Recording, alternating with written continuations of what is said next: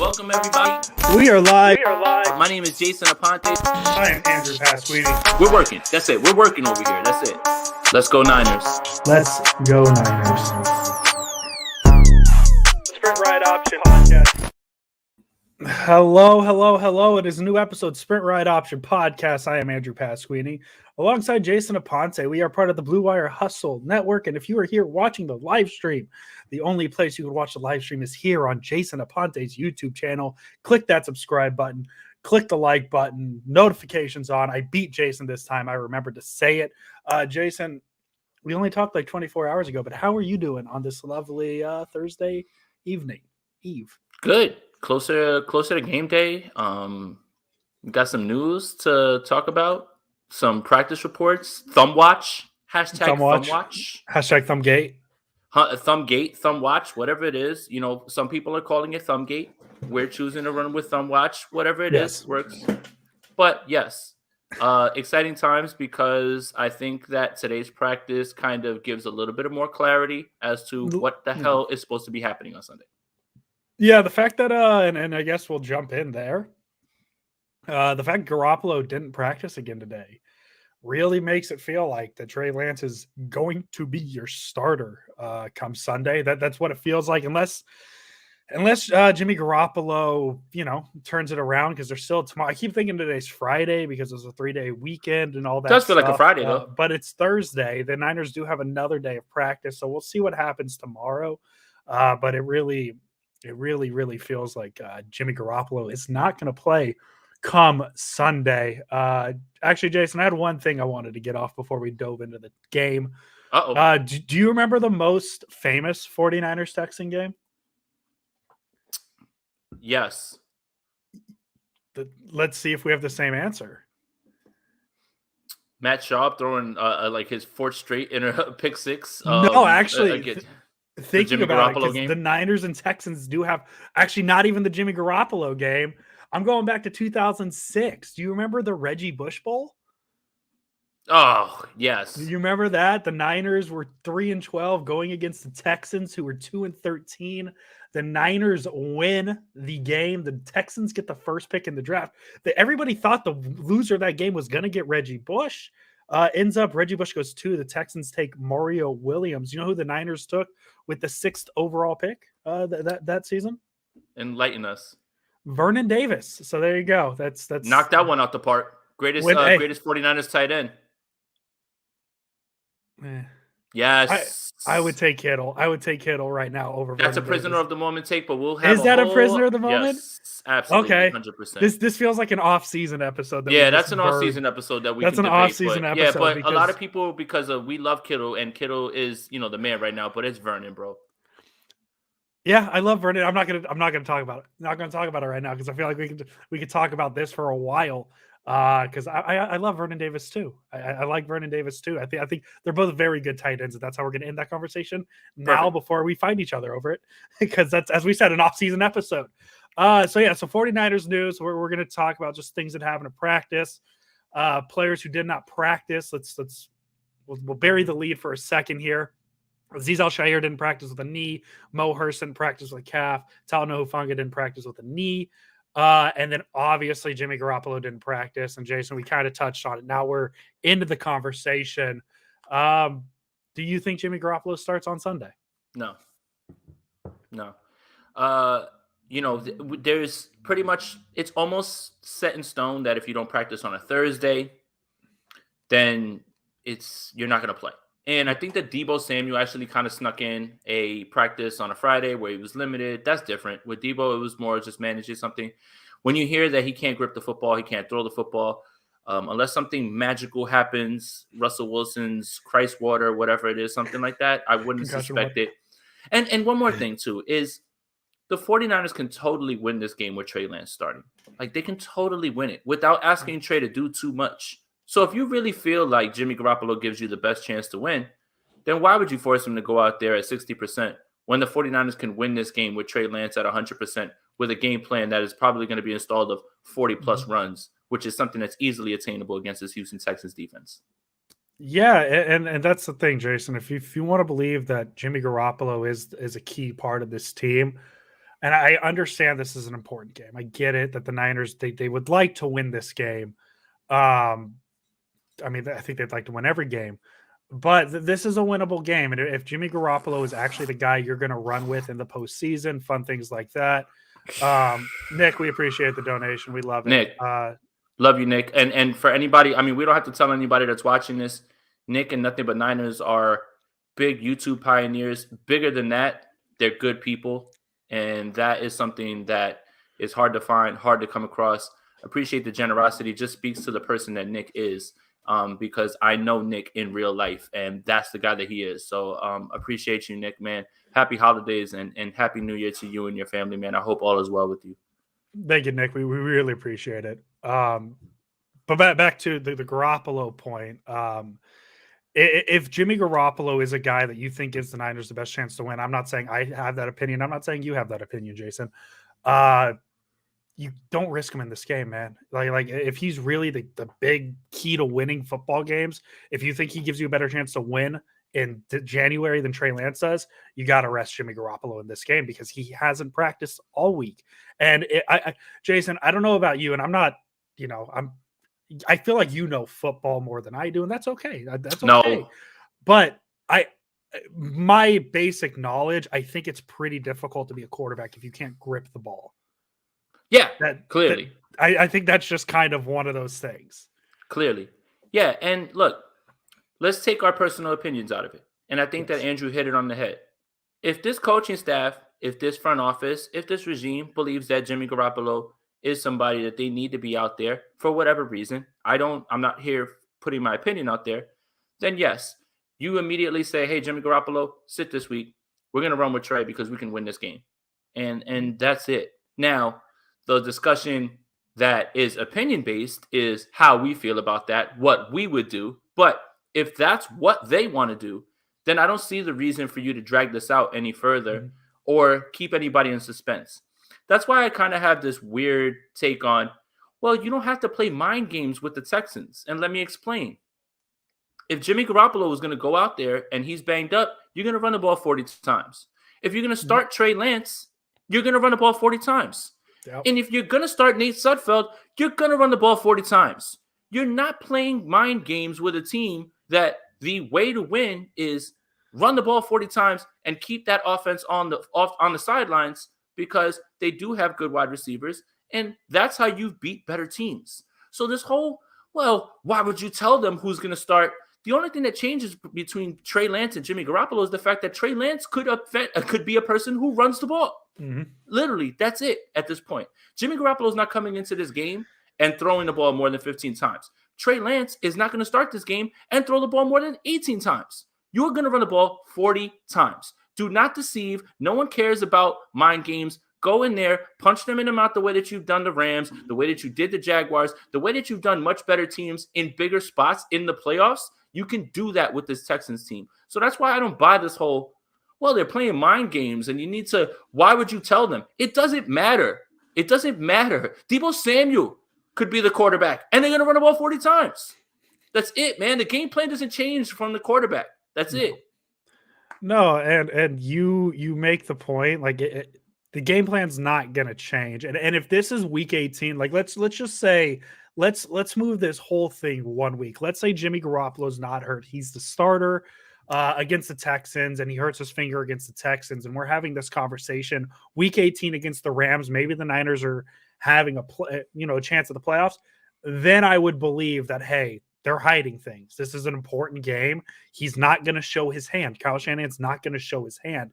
Here, to me, it really comes down to there's no reason to hide who the starting quarterback is. This isn't the game to do that. As I said, I know this is an important game for the Niners. They need to win this game. This is a big game. It's week 17, and they're the 6th seed in the playoff. This is going to be a big game.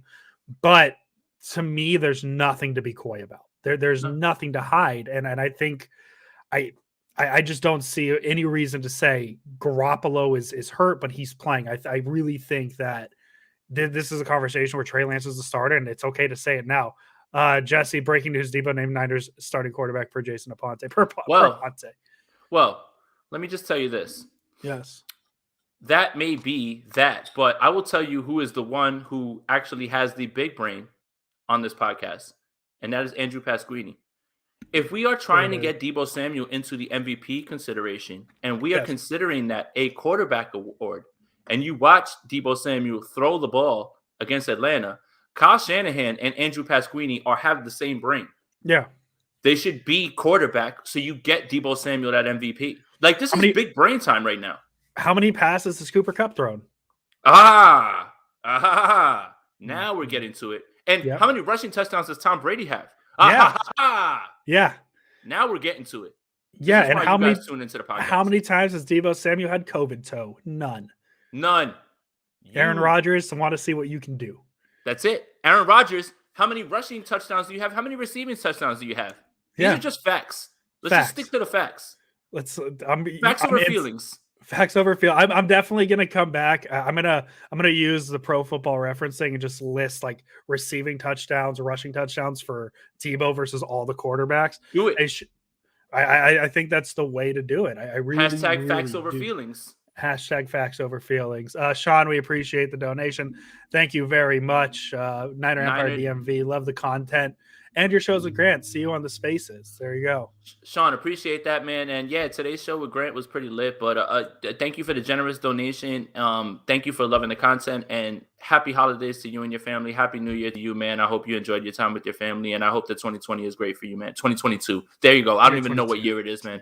God, you just went back to 2020. Niners coming off Niners are going to the Super Bowl if it's 2020. Oh, God, that feels so long. Oh, I feel so long ago.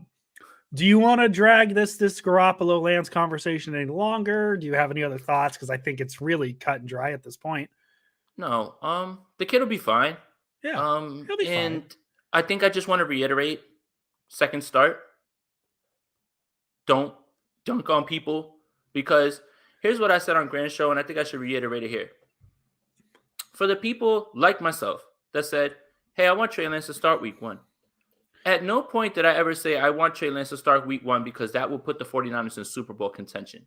Nope. And that should have never been the goal, especially when you're starting a rookie quarterback. Yep.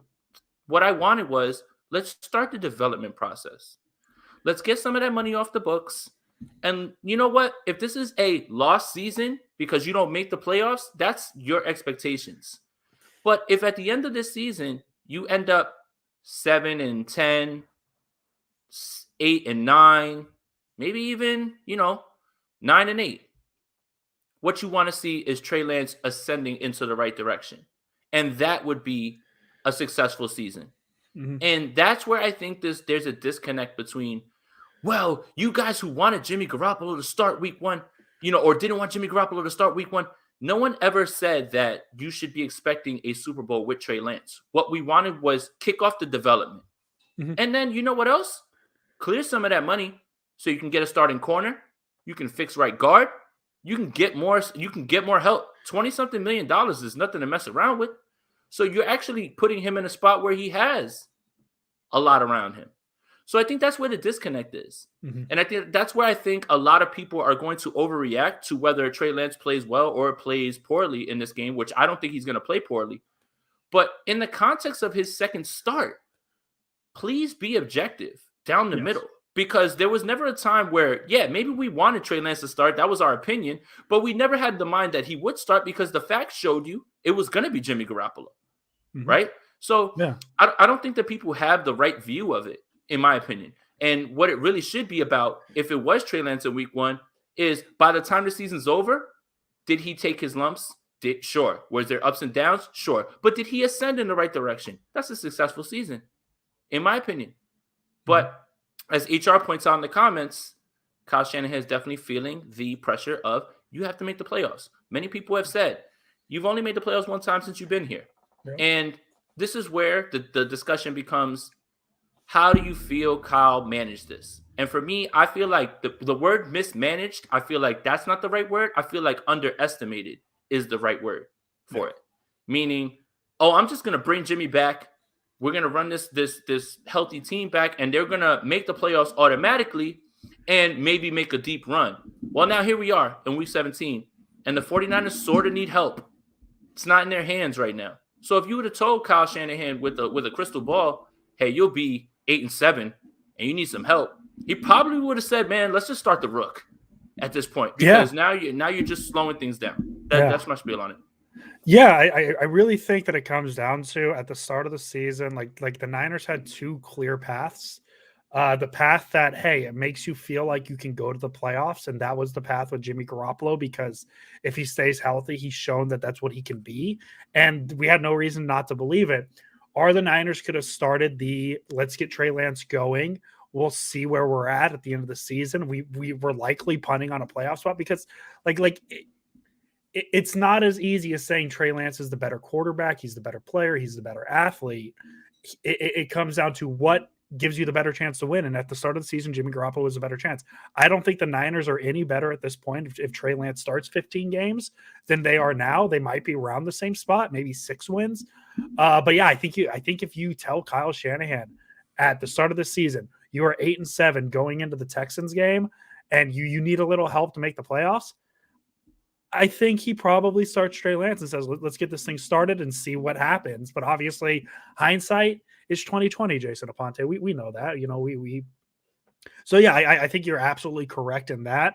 I'm excited to see Trey Lance start. Andrew Bird says, you see it here first. Trey Lance, 21 for 25, 331, 3 touchdowns. Starting him in my fantasy championship, so yes. Yes. But I think, and nothing against Andrew here, but I think that's what Jason's kind of saying is let's rein it in a bit, because I think if he throws the ball 25 times, this game's a lot closer than we think it is. Yes. I think 25 is going to be a bit too much. 25? 25 points? 25 times. Throws it 25 times. Oh, I don't think that Trey gets to 25.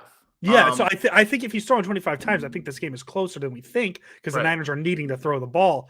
So I think that's definitely like something we talk about. We're like, hey, let's tamper those expectations. Instead of 21 for 25, 330, let's talk 13 for 17 for 242 and a touchdown. Let's keep it a little more realistic. I'll go 15 of 18, 175 and 50 on the ground, 1 touchdown pass and 1 touchdown run, and 49ers win 24-10. There's your spoiler alert.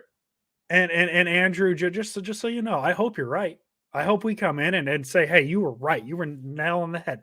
I think we need to, as Jason said, bring it back a little bit. Let's calm down. He's exciting. He's very exciting, but that doesn't necessarily mean it's going to translate to what we're going to see on the field in his second start. People need to remember, it's going to be a second start. It's going to be a second start. That this is something that's going to take time. And if he's the starter in the playoffs, because Garoppolo's finger is hurt, still things like that, you hope it kind of trends up, and maybe by the second round, Trey Lance is looking a little better. But we'll see. We'll see. We're getting way ahead of ourselves. Second round means they win one. Here's the thing too. In terms of the opponent, I don't think that you could have scripted a better opponent for this game to come for Trey Lance, right? But in terms of the gravity of the game and the implications, I think that's where a lot of people are going to be emotional, because let's face it, we all want the 49ers to make the playoffs, and realistically, it should be a lock.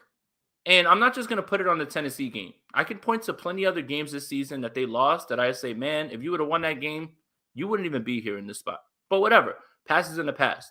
The point is, I don't want the gravity of the moment to overshadow or put people in a spot where they overanalyze a guy in his second start. And again, this isn't backpedaling. This isn't, making excuses. It is what it is. Let me explain. Trevor Lawrence, the golden boy, struggling horribly. Trevor Lawrence has a chance to have the worst quarterback year for any quarterback, not a rookie, any quarterback this year, where he won't hit 15 touchdown passes in 16 games, 17 games. Justin Fields, struggling. Our Prince, struggling. He's played better as of late, struggling, going through it. Zach Wilson looked very poor. Mac Jones had many good games, struggling these last few games.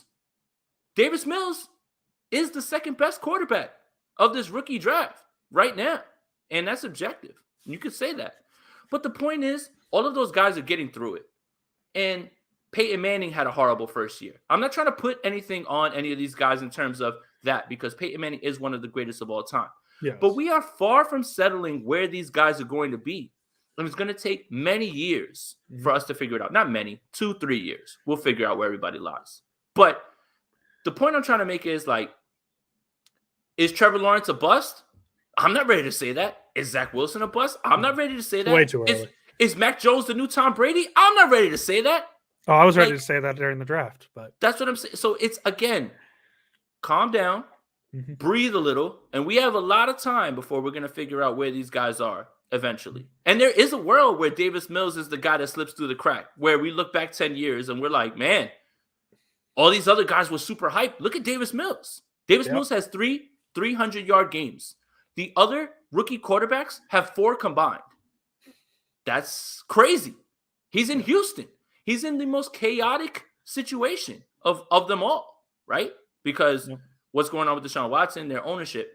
So again, rushing to judgment, everybody wants to be right. Confirmation bias. A few good games doesn't show you where you're going just as much as a few bad games doesn't show you where you're going. So let's just try to stay level-headed. That's it. Yeah, and going to Google accounts question, is it confirmed that Trey is starting? Not yet, but it seems likely at this point. Garoppolo didn't practice again today. So we're speculating. We're previewing the game as if Lance starts. I mean, it's not going to change too much because if Jimmy starts, it's just going to be like every other preview we've done. If Jimmy doesn't turn the ball over, the Niners will be fine. If he does, it's a bigger conversation. I want to get Nicholas's question. So, Jason, you mentioned a few minutes ago that the Niners need help to get in. We are in the playoffs if we went out 2-0 to close the season. That's not true. The Saints went out, and the Eagles went out, and the Niners went out. The Niners are on the outside looking in, based on conference tiebreakers, I think. Isn't that the way it works? I'm going to punch this into the playoff But from the way that I've understood is the 49ers need to win, and the Saints need to lose a game for them to get in. Well, there's still a way that the Washington football team gets in. There's a lot of scenarios out there. Let's see. I'm just going to click random. I could be wrong, Nicholas. I could be wrong. I know for a fact that if the Niners win Sunday, and the Saints lose, the Niners then they're in. They're in. They need a Saints loss. So I'm just clicking around on the playoff machine. I mean, we probably could share screen this, honestly. So I put the Niners in as a win. I put the Washington football team as a win. I put the Saints in as a win. Okay. All right. So if we win out, we're in. Okay, good. All right. So there you go. So they don't need, all right. There you go. My mistake. They don't need help. But is there any guarantee that the Rams won't play? All right. You know what? I take it all back. I'm sorry. You guys are right. Apologies. You guys got it. There we go. Boom. There we go. Niners control their own destiny. Yep. I think where the confusion came in, Jason, is the Saints loss. If that happens Sunday, they're in. So there we go. So boom. Thank you, everybody, for letting us know. Okay. We really appreciate. We would rather be told we're wrong and corrected on the pod. It's okay. That's cool. That's A-okay with us. That's cool. Jason, I got other news from Niners practice today. If we can dive off the quarterback conversation. Just a few notes. Dre Greenlaw limited practice today. Groin. Elijah Mitchell, same thing. DJ Jones was also limited. George Kittle had a quote on Trey Lance. Everything you guys saw in camp, he's been way better than that. So take that as you may. And then the last fun little note I had, Deebo Samuel had a son, I believe. His name is Tyshawn Raekwon Samuel Jr. Deebo's real name is Tyshawn Raekwon, if you didn't know. And he is working on getting Samuel Sr. on the back of his jersey for Sunday. So there's a little note that might, for the jersey people out there, your Deebo Samuel jersey might be out of date soon. You might have to buy a new one. And that Samuel Sr. is so much colder. Yeah. Oh, man. That's so cold. Yes. Oh, I might buy a Samuel Sr. jersey. Why not? I mean, Steve Smith, one of the greatest receivers of all time. Once he added that senior to the bag, he became that much more legitimate. I think the only time a senior hasn't been cooler than a junior is Ken Griffey. And I think that's really it. So there you go. And also, shout out to the people in the comments, man. We are blessed to have the smartest people that watch. And that's a testament to 49er fans. They're able to correct us and let us know. So shout out to you guys that are in here. We have almost 200 people in here. So appreciate everybody that's in here. Appreciate everybody, giving the good information. Appreciate that. Can we get a Google accounts comment on here? Actually, just Yep. just for a minute, so we have it. I believe this is Mhm. the case. Niners win, Saints lose, Niners are in. If we win out, Niners are in. However, if there's a 3-way tie at the end of the year between the Saints, Niners, Eagles, the Niners are out. So there you go. That's what that's that's the That's doomsday. situation. That's doomsday scenario. That's doomsday scenario, but hey, could happen. But hey, if the Niners go 2-0, you're feeling pretty good. Jason, let's go to the Texans. Mhm. Because that's who the Niners are playing. And I was we had people asking us on yesterday. We had a podcast yesterday. If you haven't listened to that, it's on the YouTube channel. Go watch it. Asking how we feel about the Texans after the Chargers game. And I finally dove into just the box score a little bit. I didn't know what to do. When the Niners don't play on Sunday, I kind of turn my brain off the football, take a nice day off sometimes. You not in your fantasy football semifinals? I was in my semifinals. I did not win. Oh, I'm sorry. I pretty much just I take all the conversations that we have in our multiple group chats we're in that people ask you about fantasy and just apply. I don't ask the questions; they're already asked for me. Did you get Madison? No, I dropped him. But someone else picked him up? Well, no. So the way my league works is because I picked up, I forget who I picked up. We dropped Madison because it looked like Dalvin Cook was playing. I could not pick him up again until he cleared waivers on Sunday. So that's how that league works. You couldn't put in a claim? I couldn't put in a claim because I was the one who dropped him. So there you go. Well, you know what? Next year, my suggestion for your league is put fab budget in, meaning people get the bid. So it's not always the worst teams will always get the best guys. Fab budget means, hey, if there's a guy out there and you're in first place and you want to spend some of your imaginary money to go get him, you do it. No, it's true because So my budget is 100 in my home league. So Darrell Williams, when CEH went down, I put up $41 because I knew I was going to get him for multiple weeks in that Chiefs offense. Yeah, that makes Even sense. though I was a team that wasn't, high on the waiver priority, you still should have the same shot as everybody. So yeah, no, I've waivers always been iffy to me. I don't like it, but I'll definitely pitch that. It's a very laxly. I'm trying to get them to change kicker to a third flex or second. Perfect. Flex. I'm calling it the Jason Aponte rule. I'm this close. I'm this close to getting kickers out of my league, but I play in all of my big money leagues. None of them have kickers, and that's why I play in them. They ban kickers from fantasy. But anyways, back to the original. I looked at the box score, and I think something that was very interesting to me was the Texans won. Obviously, they beat the Chargers. They forced 3 turnovers that game, and I think this is where the game changes because if you look at the Niners are the same thing. If they turn the ball over, it's not looking good. The Texans forced 3 turnovers against the Chargers. There was an interception on a 3-play drive. The Texans scored a touchdown.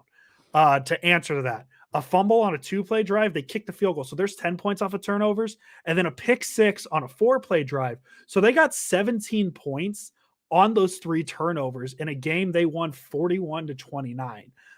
The Chargers on drives that didn't end in turnovers, field goal, touchdown, end of half, field goal, touchdown. They didn't punt once. Oh, Andrew. It's almost like the Chargers shot themselves in the foot against the Texans, and that's why they lost. I love that because I watched that game. The Chargers beat themselves 100% in that game. Justin Herbert had a terrible game. Rex Burkhead didn't magically turn into Gale Sayers, who had 134 yards or something like that. The Chargers can't stop a nosebleed on the ground. And Herbert had a bad game. Yep. Here's what else happened. Justin Jackson and Josh Kelly ripped him up on the ground. Again, I get it. Any given Sunday, whatever cliche. Oh, they beat the Chargers. Oh, Davis Mills is playing well. The 49ers should handle business. Yes. Stop playing. Yeah, and I mean, if there's anything to be a little worried about, and I'm not even worried about it, because I think the Texans didn't even have their best receiver, Brandon Cooks, because of COVID. No, he didn't. That's scary. That's scary because we're used to the Niners and cornerback issues. Actually, the Texans had a lot of guys on COVID IR, including Cooks, John Greenard, who leads the team in sacks, Camu Grugier-Hill, he leads the team in tackles for losses. He's going to be playing, but the Texans also put a bunch of guys on IR or COVID today. Danny Amendola, David Johnson, 2 names that you say, wow, they're still in the league. Yeah, they're on the Texans. That's why we don't hear their names. And then they're Lonnie Johnson Jr. He leads the teams in interceptions. He might not play on Sunday. So I understand the worry. Yeah, and the Chargers also had multiple starters. Mike Williams. Mm-hmm. Was Rashawn Slater, I believe, was on the COVID yes. as well too. Like it's again, it was a very COVID game. It's a weird game. That was a weird game, man. But the Chargers still have a chance to win if they don't turn the ball over, because they didn't punt. If they don't turn the ball over 3 times, they probably have 3 more scoring drives, which takes 17 points off the Texans' board, because the Texans responded to all those turnovers with points. Jason, I don't want to say we're going back to the Falcons episode. Feels like the only way the Niners lose this game is if they shoot themselves in the foot. The only player on the offense that scares me is Brandon Cooks. Their offense isn't scary. Rex Burkhead, like the Texans are a collection, and I mean this in the nicest way, because the Texans aren't good and they have NFL players. The Texans, yeah, they have NFL players, but they lead the league in, oh, he's still in the league. And that's just what they are. And like, nothing against them. Danny Amendola, he's had a great career. David Johnson, very good running back with the Cardinals. Brandon Cooks can still go. This isn't even Brandon Cooks slander. He's a baller. Brandon Cooks can still go. They have a lot of guys though. Rex Burkhead as well. Desmond King, guys like that, where it's like, oh, that's where they are. Okay. And that's just what they are. They're 2-13 for a reason. Yeah. I mean, they have a good pass defense. Oh my goodness, man. They have a good pass defense. They have a bad run defense. Hold on, let me take this real quick. Gray Fox, thank you for the donation, man. A little Christmas gift from my favorite 49ers pod, man.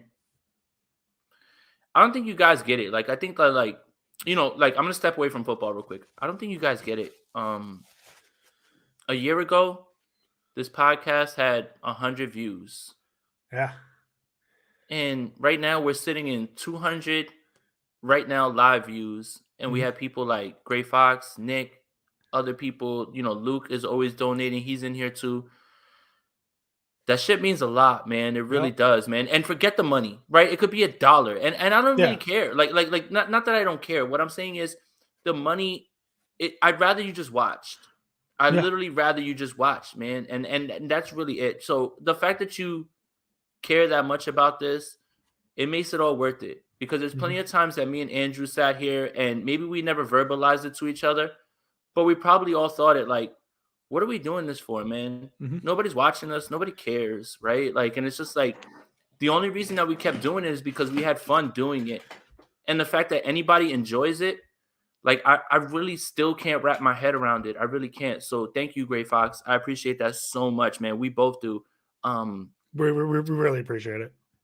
Yeah, man. Kind of threw me off my point though, man. Like, oh my goodness. Thank you so much, Gray Fox. I appreciate you, bro. And Luke, as always, man, showing love as always on all the streams. But yeah, look, if the 49ers are the team that we think they are, they should handle business here. Yep. And they shouldn't deviate from the script. They've done it against better teams. They've done it against teams that, you know, we didn't think they were going to be able to do it against the Rams, but this is a game where you can impose your will. And there's no easy games in this league. But when matchups happen, it's like, this is where you beat them, right? With the Falcons, it was like, man, I don't see how they get it done. I don't know how they won 6 games. But when you look at the Texans, they are who they are. Matchups are tough. Brandon Cooks is a baller off of COVID. I love Nico Collins. I think he's one of the guys that's ready to pop in this league that you're going to find out next year when Davis Mills gets another year and they obviously move on from Deshaun Watson, however that works out. But realistically, this 49ers team doesn't have to do much in terms of change philosophy and just be who they are. Healthy as they can be at this point. Let's see if Aziz plays. But again, they should be able to hold this run offense down. Rex Burkhead is a solid NFL player. He's here because Chris Caserio is in charge of everything. Patriots hold over. But realistically, the 49ers don't have to do anything outside of what they wanted to do from day one, which was bully people on one side of the ball and bully them on the other side of the ball with their pass rush. So just stick to it. The 49ers, as long as they don't shoot themselves in the foot, this should be a 49er win. And this is a perfect landing spot for the kid. This is it right here. Can I tell you 2 stats that should to me scream? They scream. They're gonna make me go get the Iverson jersey now. They're gonna get It's in the room with my daughter, man. If I go in there and I wake her up, man, the whole podcast is over, man. I can't do it, bro. I should have remembered. I'm sorry. You know what? I'll pull up to the post game with it. Just to, somebody remind me on Twitter. Somebody remind you.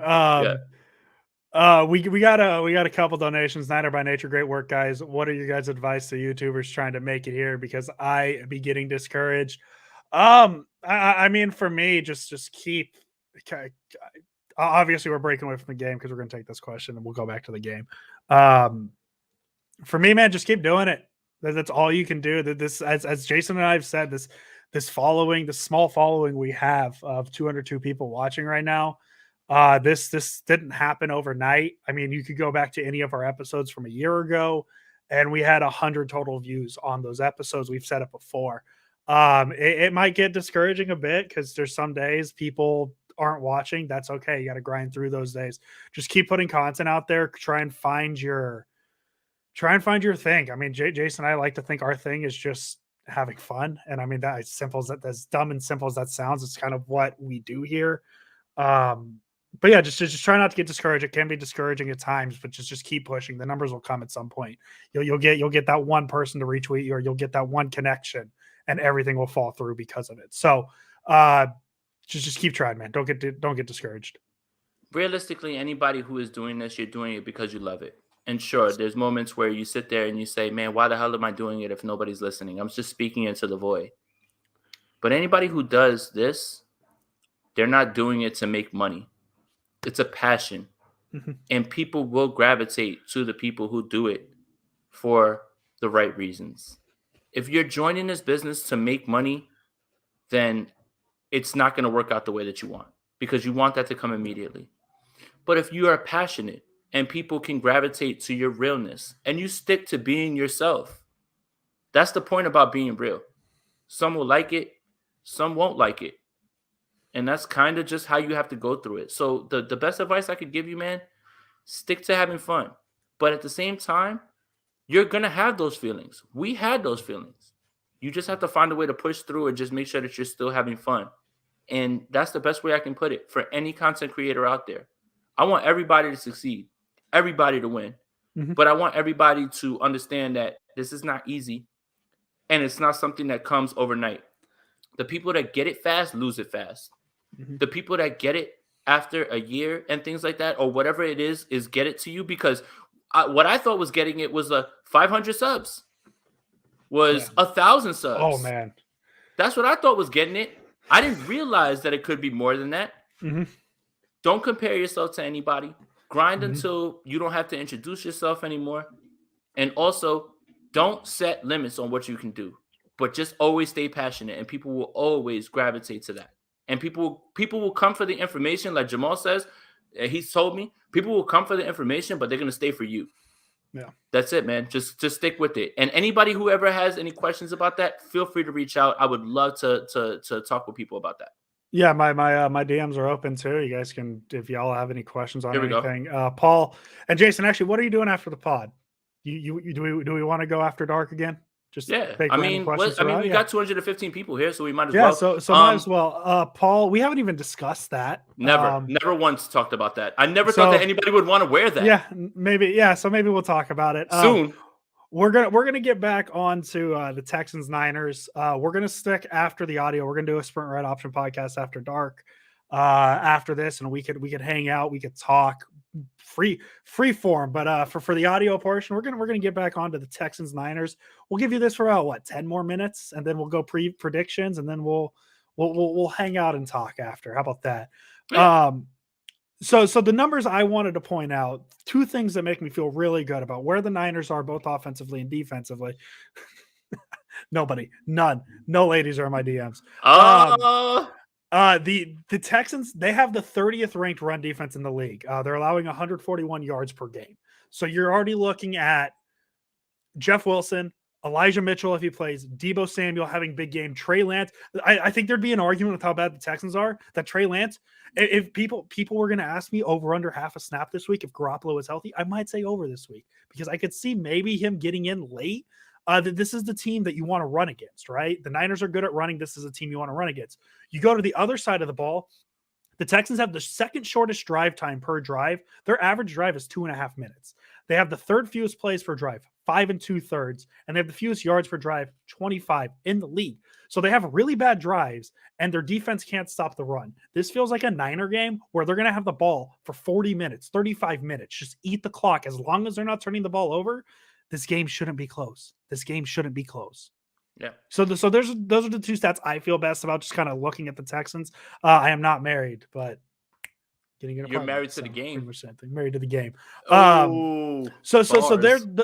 those are the two stats that I looked at, just kind of eyeballing the Texan statistics, and just because what I do is when I look at the team stats, I say what works well for the Niners, and facing the 30th ranked defense, the 30th ranked run defense in the league, and playing a team that has a hard time staying on the field, it spells disaster for the Texans at Sacrifice. So that's my last thought on that. Realistically, the 49ers don't have to do anything that is extraordinary. They don't have to be overly aggressive. They don't have to do anything outside of just play their game, and they should beat this team. Mm-hmm. Bottom line. And I think it sounds overly simplistic, and it sounds like, hey, that's easy to say. No.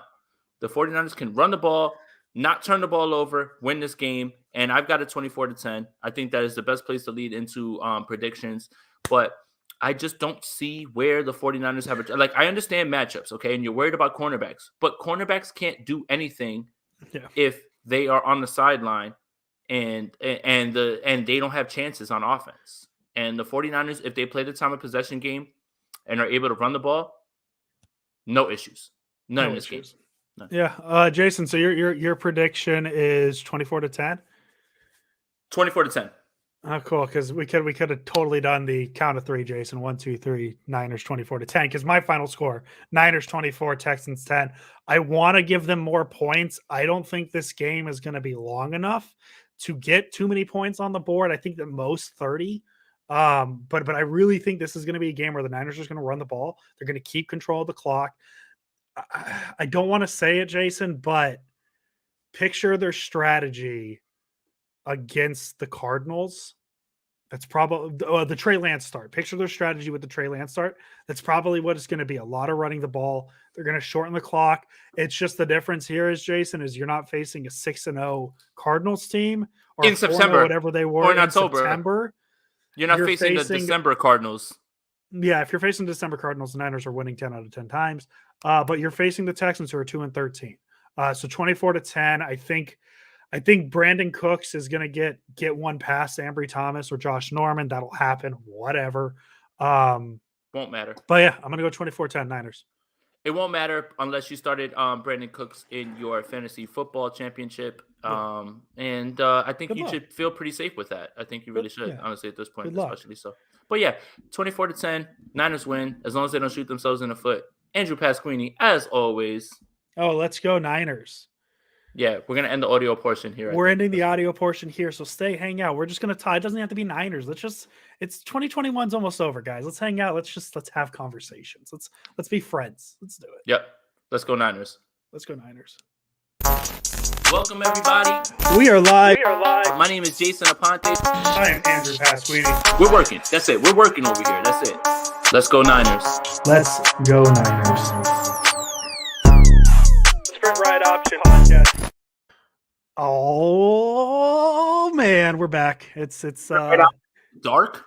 It's Sprint Red Option After Dark. I don't know why that's what we call it, because it's not like this isn't OnlyFans, obviously. But Sprint Red Option After Dark. We're here to hang out, just talk, man.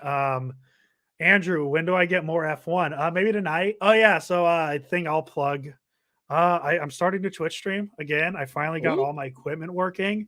I've been playing random games, F1, FIFA, just kind of working my way up to MLB The Show 22 when that comes out. So there you go. There's your answer. I might Twitch stream tonight, though, so be on the lookout. Giants AP on Twitch. So we're gonna take all of these questions right now. So let's do it. So Ray Iverson, damn, I'm so tempted to go get my black Iverson jersey. Go get it. With no, it's in Avery's room, dude. If I wake her up, I'm done. I'm cooked. You're right. Cooked. What's your guys' New Year's resolution? Sorry if you answered this before. We haven't, and I don't really have New Year's resolutions, Ray. I'll be honest with you, man. Every day I try to be better. I try to, talk to people nicer. Here, I'll give you an example. I just went to throw my garbage out, right? In front. Yes. And an older gentleman walked up to me and he was wearing a mask and he like stopped and he was like, "Hello." And I kind of my New York in me was like, I was like, yeah, well, I was like, I just like kind of like brushed him off and I realized I turned around and I was like, "Have a good night, sir." And he said, and he kind of stopped and he was like, "Oh, thank you." And I was like, "And Happy New Year." And he was like, "Happy New Year." And you know what, Ray? I think my New Year's resolution is to be more kind, man, and to understand, right, a little bit more, right? Like I have a daughter who's on the spectrum that I'm dealing with, and I'm trying to be better myself every day. In that moment right there, I made the wrong decision. And by saying hi to him, I don't know if I probably made his day. And I'm glad that I turned that around. And I'm trying to be better. So I don't have a New Year's resolution as much as I am just trying to be better, be kinder, be nicer. And I know it's hard because I let people get to me sometimes on Twitter, on these streams and things like that. But that moment right there, I had a chance to change that. And I realized that I did. And I don't know if that changed that man's day.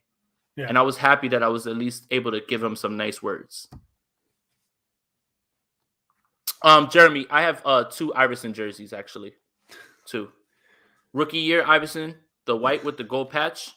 And I have the black with the long top. Favorite player of all time. No way that I'm gonna have that. So yeah, man.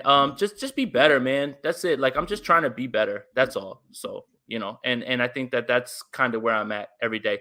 Thoughts on the new Matrix, Sean? Oh, I watched it 3 times. Oh, it's not good. Okay. Movie reviews with Jason. I hate it. I want to love it. I wanted to like it. Like I watched it the first time and I was like, "Oh, I think I like that." Then I was like, "Wait a minute. Let me watch it again." I watched it again and I was like, I don't know." I was like, "Let me watch it one more time, sober." And I was like, oh, this movie's really bad. It's really bad. It's so bad. And this is coming from a guy who loves The Matrix. Loved it. Is it bad to say that I've seen none of the Matrix movies? Just watch the first one, I think, and save yourself a lot of grief. Okay. No spoilers. I'll never do spoilers. I just didn't. No spoilers. I just didn't like it. Yeah. What else? What else we got here? Karen Cohn's resolution is to be Psycho 2022 and beyond. Own him. Ariel, that's what I'm trying to figure out, right? Sometimes like maybe that person that I encountered when I was throwing out my garbage has been looking for some sort of human interaction, right? And I'm trying to be better with that. I really am. And I hope that that's what he was looking for. But me first, the cynical New Yorker, was just like, I was like, well, I'm like, what the hell are you talking to me like that for? And then, it kind of kicks in, I would never want someone to talk to my daughter that way because she doesn't understand social interaction in the same way. So I'm trying to be better. Just trying to be better. That's all. All right. I don't want to make it sad. Here we go. My New Year's resolution is I'm going to read more. That's mine. I bought the what's his name? I forget his name. The guidebook. Bobby Peters. I bought that book in March and I opened it for the first time this week. So, baby steps. Bobby Peters, for anybody that's out there, I'll show it real quick, and he don't cut the check, but I'm going to tell you right now, if any of you guys think that I'm good with film, this book right here, the 2019 Offensive Manual of the San Francisco 49ers, changed my life. And It shows you concepts, shows you progressions. It shows you timestamps where you can look at it and you can watch it. I'm the type of person that I read, but I need to see. And it didn't make sense until I saw it.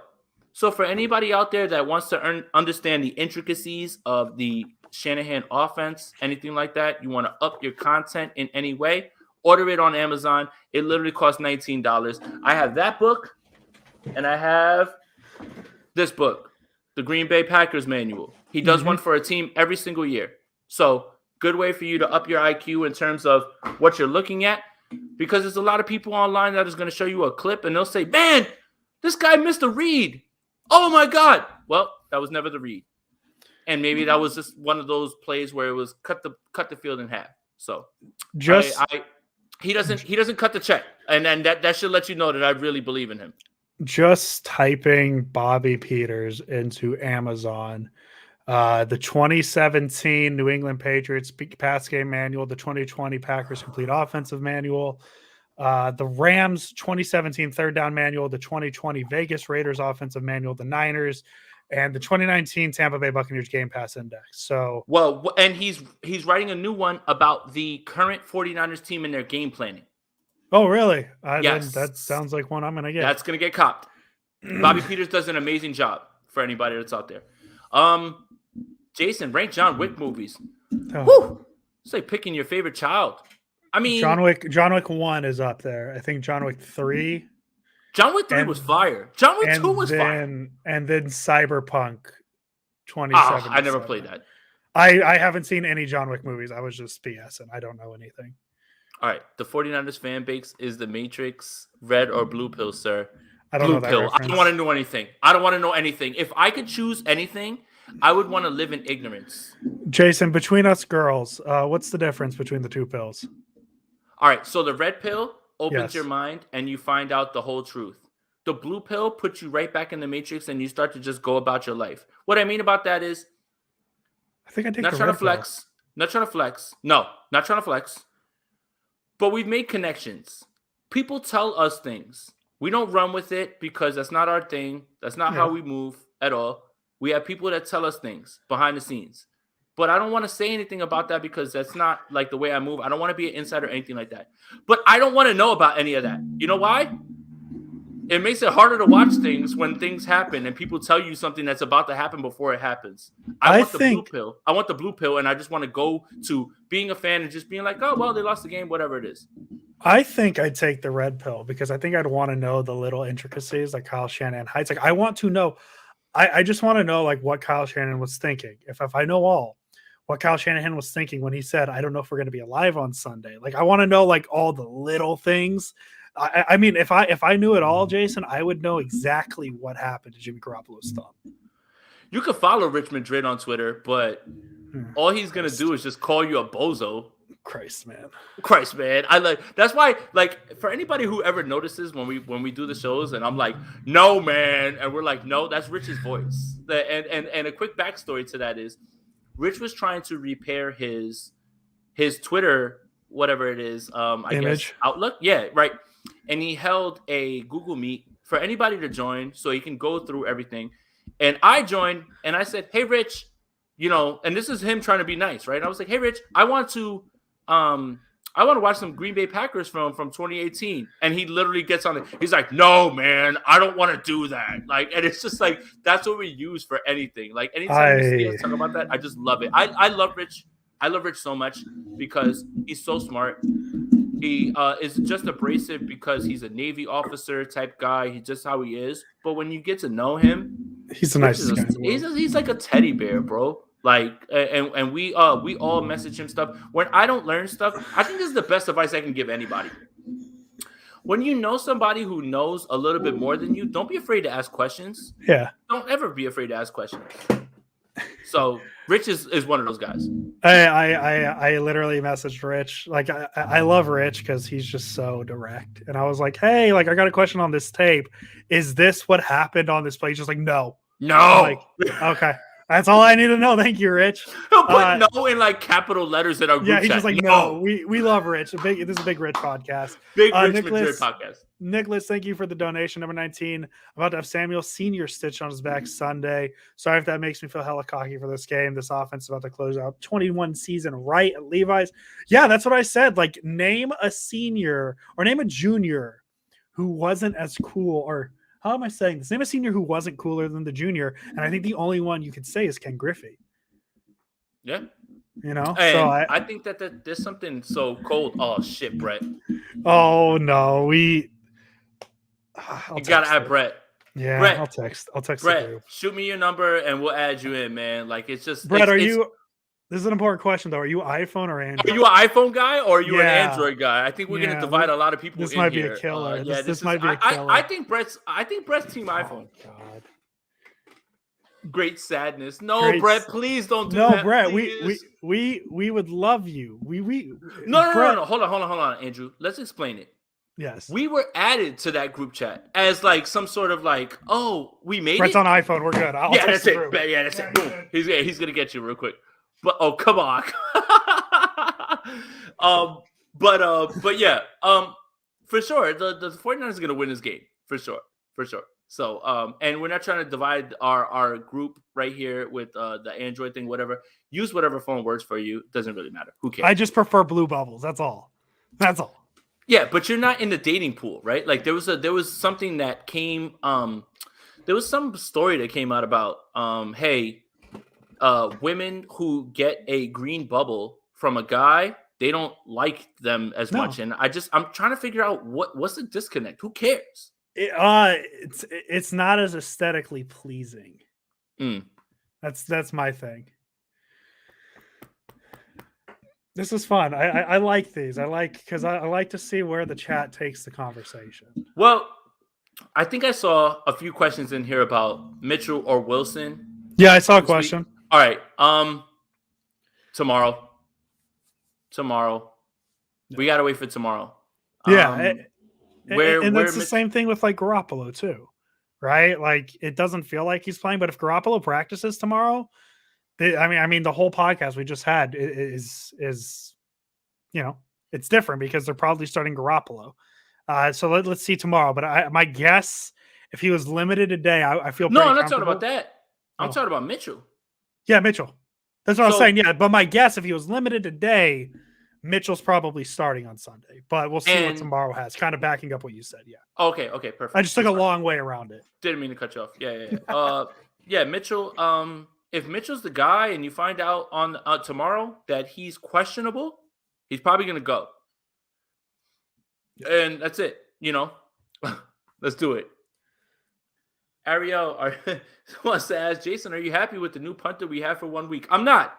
Niners Here's why. Punter? What happened? Yeah. Mitch has COVID. Oh, he does? Oh, man. But that's not cool either because Mitch has a newborn baby. Yeah. And I'm like, that's not cool. I'm not making any jokes about that. As a father, that's not a joke in any way. No joke. Marquette King's out there. What did Marquette King do to be blacklisted in this league?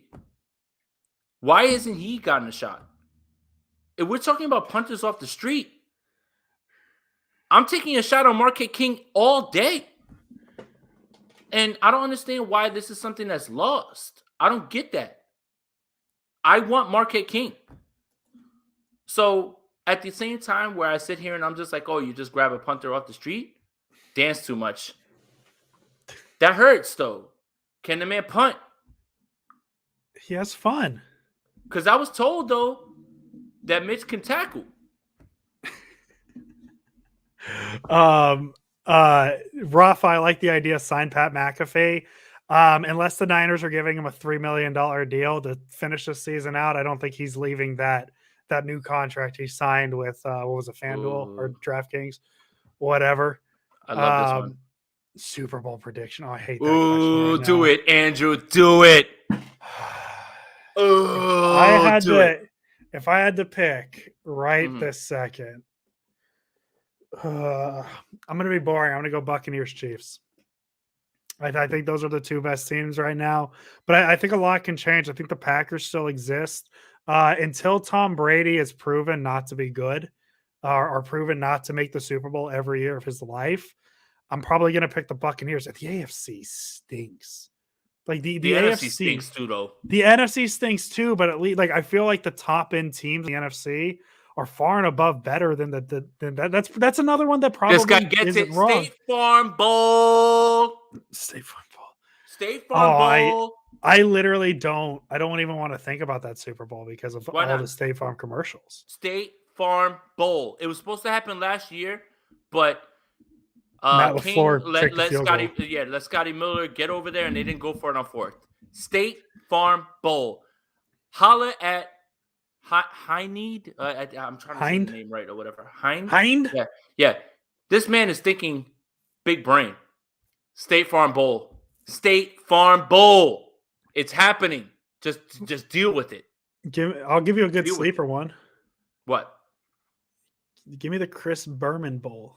Oh, that was your prediction early in the year. And you have a good shot. You got a shot. Hey man, they're both probably going to be in the dance, and that's the Bills all are you ask for. Bills are in. Niners. It's kind of funny what happened to the Patriots, man, because a lot of people, man, were they're gonna run away with the AFC. Man, it's crazy how 2 games with Mac Jones. Oh, this is after dark, so we get to talk a little off the record. Off the record, but we're recorded. Off the record, but like on YouTube. I wonder where those people that were like, "Oh, Mac Jones is this guy." Where y'all at right now? How y'all feel?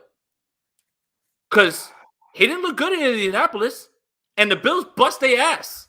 Yeah. In New England. That don't happen. You don't lose. You don't win in Foxborough. What happened, Mac? What happened, bro? Y'all had it. I think Google account threw my least favorite one out. Colts Niners. I don't want 2 weeks of DeForest Buckner. Please. We're going to be talking. If the Niners Colts play in the Super Bowl, I'm definitely saying the Center's defensive tackle wins. I like this. You start. He's okay. He's a starting quarterback in this league. And that's the thing this is what gets me so mad about Mac Jones people, right? You see, Mac, everyone believed that he was going to be the most pro. I had to mute pro ready because of Mac Jones on Twitter. Everyone believed that he was the most pro ready. Here's my issue. For the same people that held his great games up here, these last few games, they're just like, well, he's just a rookie. Stop it. Wow. You should have been on that in the same way that you were when you were hyping up his big games. Yeah. I have a bigger take. Okay. Has anybody checked Justin Fields' numbers the last few starts because he's taking his lump the first? Okay. Have you noticed that all of his numbers have increased in every single way? But Mac.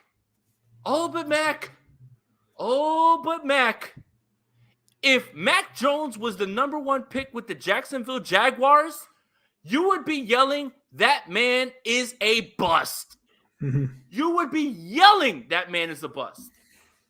I am tired of the discussion. Let's be patient, but stop acting like opportunity and where you land doesn't matter.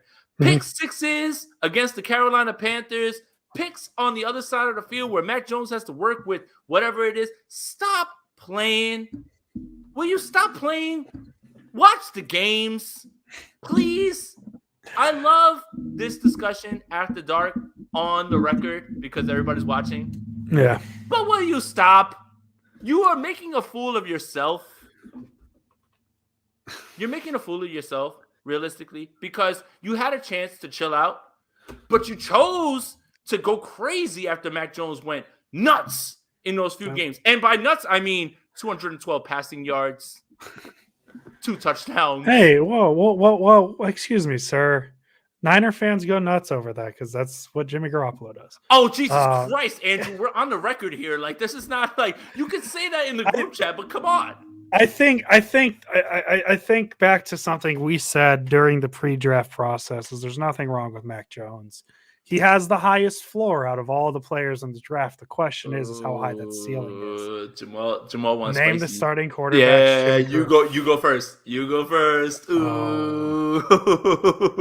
I don't have a list of starting quarterbacks. Is that my bailout? Why not? All right, let's go. Let's go through the teams. Let's just. I'm looking at the standings. I remember the teams. Let's go. Like I can do it off my head. He's not better than Josh Allen. Not better than Josh Allen. I'll say He's better than Zach Wilson. Wilson. I'll say he's better than Zach Wilson and Mac Jones, but that's because they're rookies. That's two. He's better than Tua. He's better than Tua. Oh. Is he better than Ben Roethlisberger? Is Jared Bailey here? Ooh, is he better than Ben Roethlisberger? Yes. Okay. Is he better? But I'm very biased against Ben Roethlisberger, so don't take that. I would take Garoppolo over. If we're talking right now, I'm taking Garoppolo over Roethlisberger. But that also might be because Ben Roethlisberger has 2 games left in his career. So 1. Well, they have week 18 still. Oh yeah. Well, last game in high school. Is he better than Baker? Spider-Man meme. Okay. I'm just pointing at each other saying he's not better than Joe Burrow. He's not better than Burrow. He's not better than Lamar. Nope. He's not better than Tannehill. Nope. He's not better than Wentz. Nope. He's better. All right. The Wentz Jimmy thing, that's close. That's close, but to me, the reason I give it to Wentz is just his mobility, his ability to make plays with his feet. That's Wentz why I like him. like Really him. Good coach.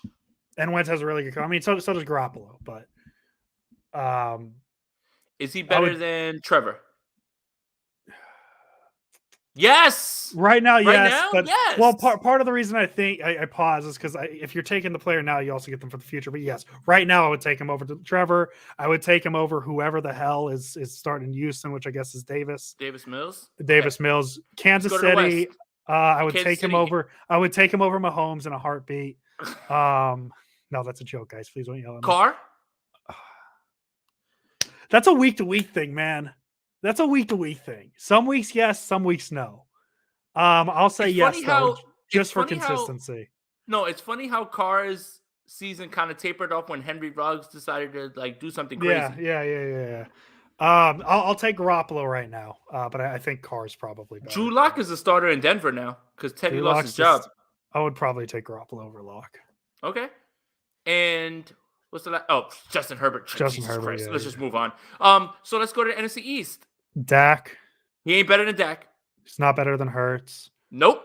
I like Hurts just because I think that's the same thing with the Wentz conversation is his mobility kind of gets me excited. And like I grew up with like Mike Vick, so I'm biased to mobile quarterbacks, man. Okay.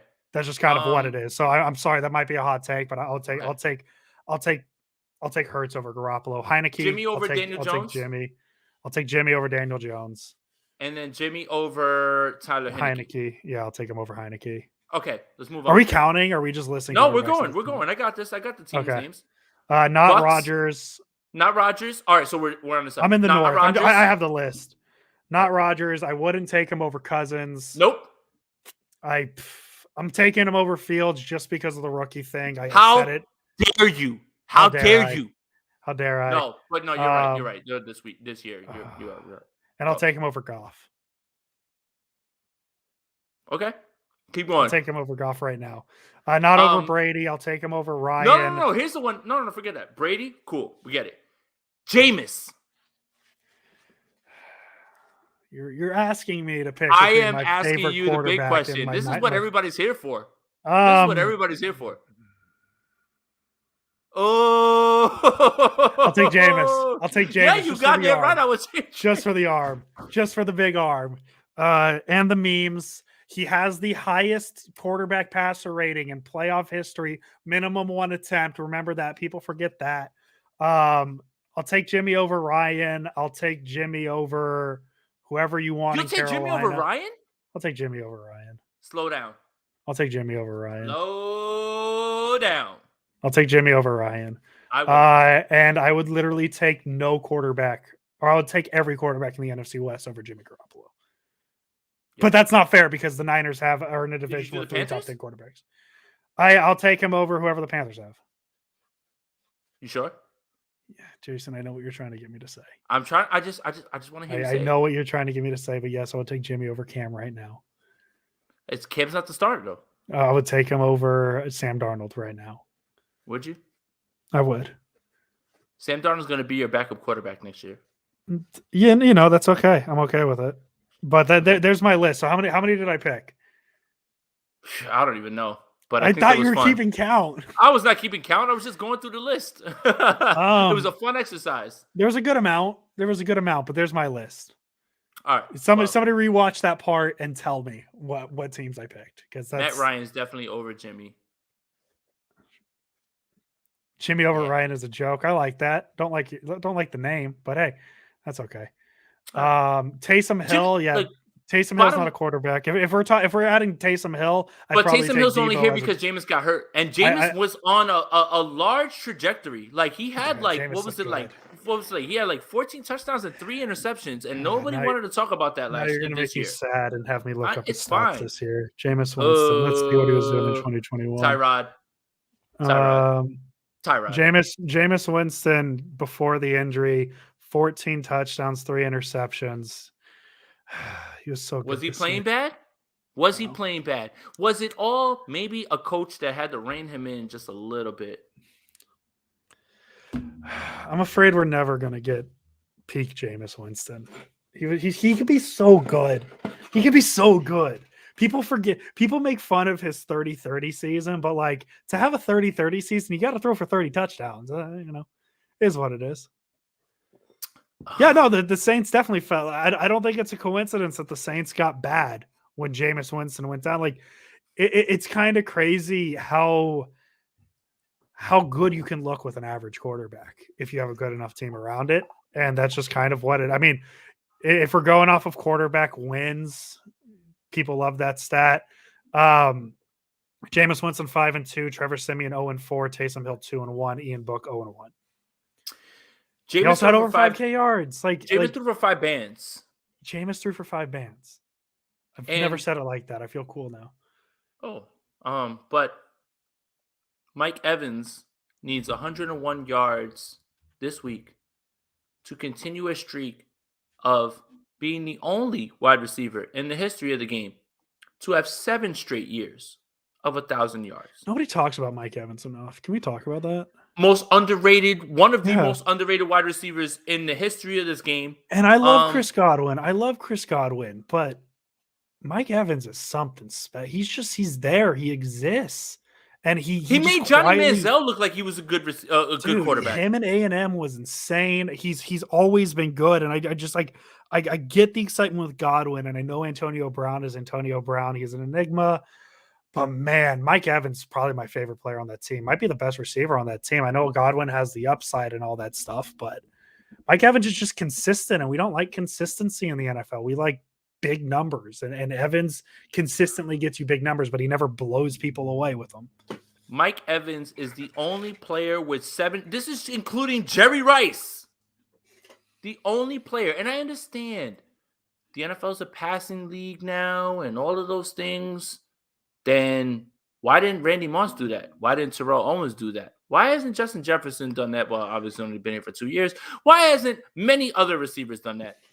Stop playing with Mike Evans, man. Stop playing with him, bro. That's the craziest thing that I've ever heard. The same thing with DJ Moore. This is why I banged the drum for DJ Moore. DJ Moore just had his 3rd straight 1,000-yard season receiving, and you have no idea how he did it. You have no idea how he did it when you consider his quarterbacks. Look, we're all 49ers fans here. So when I hype another player up, when I tell you I love Javonte Williams. Oh. What? Can we take that question from Dylan in a minute? Because I got it real quick. Here, well, I'm gonna let you finish this point. I'm gonna go to the bathroom because I'm doing that quarantine thing right now. Nobody's in the kitchen, so I'm gonna go to the bathroom real quick. You got it. Just turn your camera off, I think, at this point. I'll turn my camera off, and then we'll take Dylan's question. Here's my thing.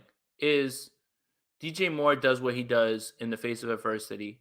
Terry McLaurin does what he does in the face of adversity.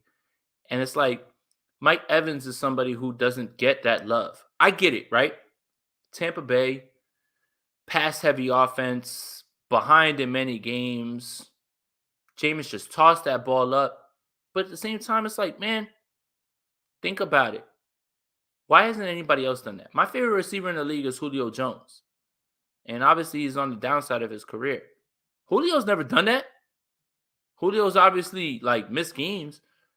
But why is Mike Evans never spoken about in that way? It's wild to me. Just wild. Let me see. DJ Moore and McLaurin. Jamal, don't make me cry, bro. This team could have Terry McLaurin. They could have had Terry McLaurin and Deebo Samuel in the same draft if they wanted to, if they felt like it. And whatever. I'm not going to get sad. That's it. I'm not going to get sad. Google account wants to know if you were forced to pick one, would you pick having Trey Lance throwing a ball at your crotch full speed or Bosa tackling you at full speed? I would choose neither. Neither. I don't want either. But if you're making me choose one, probably Trey Lance throwing the ball. Yeah, you can't. Nick Bosa has a large chance of putting my skinny ass in the hospital. A toss of my crotch is it'll hurt and then it'll continue to hurt because anybody who's ever been hit in the crotch, it'll hurt over the, it'll hurt more. But Nick Bosa has a good chance of destroying my ribs and me being completely out for, and you know what, Matt? I don't need him. You know why? I'm done with kids. What did I walk into? You walked into.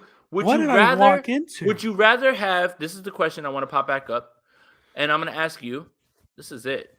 If you were forced to pick one, would you rather have Trey Lance throw a ball at your crotch full speed or Bosa tackle you full speed? I chose Trey Lance throwing the ball at my crotch. I don't want Nick Bosa destroying my bones, my body, and I don't have health care.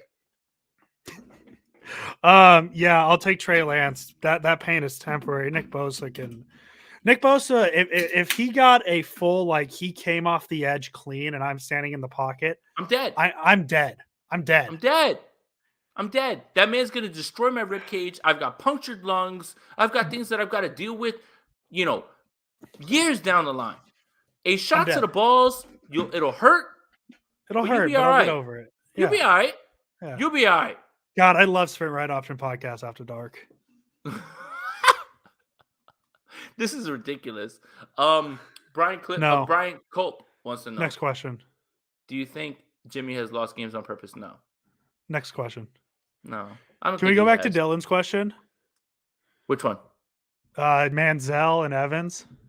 Okay, I want to find it. Let me go up. We got a lot of questions. The chat's lit right now. I love this, guys. This is why I like the After Dark stuff. Oh, here we go. I just want to ask, how many times has Johnny Manziel hit Mike Evans in the end zone to win a BCS national championship? Don't care. 0. Evans and Manziel. I'll take Jameis and Kelvin. Oh, dude, Kelvin Benjamin. He is permanently my guy, and I know I'm wrong. Anytime I see his name pop up, hey, he's coming back as a tight end, I'm gonna be like, hey, he's my guy. He's gonna play well. He's good. He's back. If the Niners signed Kelvin Benjamin, he'd be the best receiver on the team. Don't at me. That's a joke. Please don't yell at me. Sam, how did I disrespect Jerry Rice?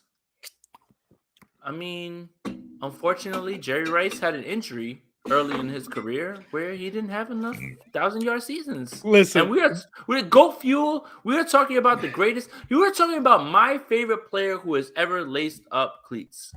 The reason that I enjoyed football is because of Jerry Rice. And I'm not trying to send you out. Is this trolling? Are we having a discussion? I'm just talking about facts. Mike Evans has done something that nobody else. He had 11 years in a row, but he didn't have his first 7. Yeah, first 7. His first 7. That's what Mike Evans has done that Jerry Rice has never done. So Mike Evans has started. He had 11 in a row, Sam. I get that. But he didn't start his career with 7 straight. Randy Moss didn't even do that. So there's a discrepancy. Jerry Rice is the GOAT. Ain't nobody here to disrespect that. Jerry Rice is the GOAT. No, let's set it off now. Let's set it off. No, he didn't miss it year one. He did not miss it year one. He's the only one. Hey, Jason, I want you to do me a favor too, real quick. What? Just because don't put it on the screen. I just want to point out that Big Daddy Isaac had the best question today. Don't put it on the screen though, please. I just want you to see it because I think you'll like it. Well, what I want to say is real quick. Hot take 2020. What? It's a good question. I wish I don't want to put it on the screen. Business decision. It's a good question. Look. Yeah, no. Mike Evans 1,000 yards every year of his career. Let's set this off. Let's set this off the right way. Y'all want to get spicy? Let's get spicy. Oh man! And I don't even feel like this is spicy. Jerry Rice is the greatest receiver of all time. We don't have to have a discussion about that. What we have to have a discussion about is who's the second best receiver of all time. And that is Terrell Owens. It's not Randy Moss. Ooh, okay. It's not Randy Moss. I don't want to hear about talent. I want to know about numbers. I want to know about the guy who, no matter outside of the other stuff, every single week put it on the line. And if Donovan McNabb doesn't vomit himself, Terrell Owens has the greatest Super Bowl performance in the history of games on a broken leg. But y'all want to focus on that's my quarterback, push-ups in or sit-ups in his driveway. Randy Moss took many plays off. Many plays off. Many. Walked off on the field on his team. Terrell Owens might have blown your locker room up after the game, but when he was on the field, he never blew your locker room up. It is the fact that 49ers have to face. Jerry Rice is the GOAT, and I don't think anybody should be debating that. Anybody who tells you that Randy Moss is the GOAT is just trying to troll you, okay? Including Randy Moss. Right. Including Randy. Don't listen to Randy Moss. Terrell Owens is the second best because he got blackballed. Terrell Owens right now, there's no way you can't convince me that right now Terrell Owens can't give somebody 35 catches for 600 yards and whatever it is. Promise. I promise you, bro. It is Jerry, T.O., Moss. All three Niner legends. Let's go spicy. All three Niner legends. Yeah. Yep. That's it. I thought that was gonna elicit more of a big response, but everybody's just kind of agreeing with me. I think I'd pick Randy Moss too, just to be different. Two? Personally. You talk about it, Andrew, then. But I think to me I love Terrell Owens. Don't get me wrong. I love Randy Moss. I love all these receivers.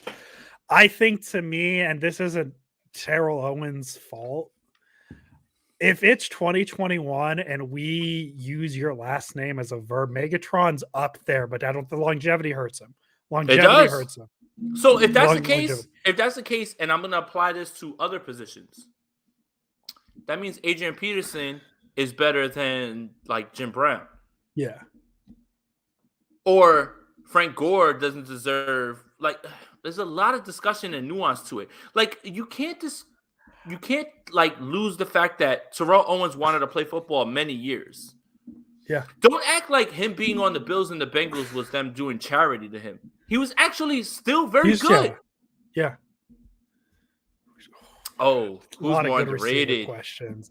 Well, back to the Megatron point though. I think there's ways you can word it that Megatron's up there. I mean, like if you're talking in terms of like physical species and just the way he played, I think there's an argument to say he's the greatest receiver of all time, just in terms of his build and what he. I mean, I guess the same argument I'm trying to make is Tom Brady's the greatest quarterback of all time, right? Like that's nobody's arguing that, but Aaron Rodgers probably has the greatest skill set at a quarterback we've ever seen. If we're talking about physical ability, I'd probably take Rodgers over Brady. Obviously, Brady has all the accolades and all the success. I think if we're talking in terms of physical abilities, I think you can have the conversation about We'll get to Jamal's. I see Jamal's. Yeah, no. question here. Jamal's We'll is get to next, that. but we need to answer this one first. And then But we'll get to I Jamal's. could see the argument if we're going in terms of physical ability. Megatron's up there. Yeah. Yeah. All right. More underrated, Andre Johnson or Mike Evans. Ooh. That's a good one. Here's my answer. Okay. Andre Johnson. Look at the teams that he was on. Look at the quarterbacks that he played with. When I talk about Mike Evans, it is a fantasy football type thing. The Bucs were down a ton. They had a guy who was going to toss it up like, screw it. Mike Evans is down there somewhere. But that's not his fault. And he's still putting up numbers that nobody can really compare with when we're talking about first 7 years. It's Andre Johnson. 100%. Think about what he had to deal with. Think about those teams. And it's how can it not be Andre Johnson at this point? But go for it. And then I want to pull this one up. I'll go Mike Evans. Good. I like it. Contrarian. This is the one where we're going to disagree. Oh, this is the one where we might yell. And but to me, yeah, Andre Johnson, like he has the longevity and all that. Like I get that. He's great. Played for the Texans his whole career, put up video game numbers. The reason I want to lean Mike Evans is everybody knew Andre Johnson. Andre Johnson, he was kind of he was like Larry Fitzgerald before the Cardinals got kind of good. Is he was talked about as one of the better receivers in the league, but he never was on the team. Mike Evans is the third receiver mentioned on the Buccaneers right now. Now he is because the GOAT's there.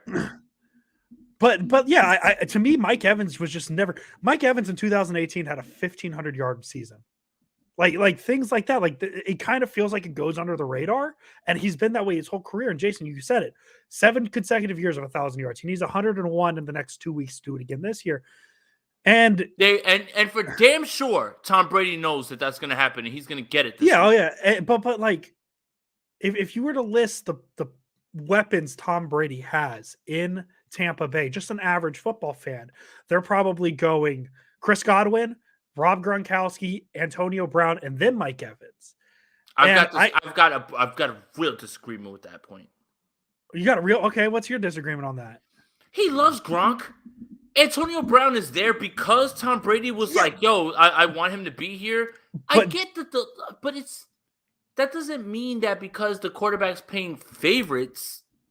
But Go ahead. That's more so my point, though. It's not that Brady's playing favorites. It's also in terms of name power, right? Like Mike Evans is nowhere in those name stratospheres. Because he's underrated.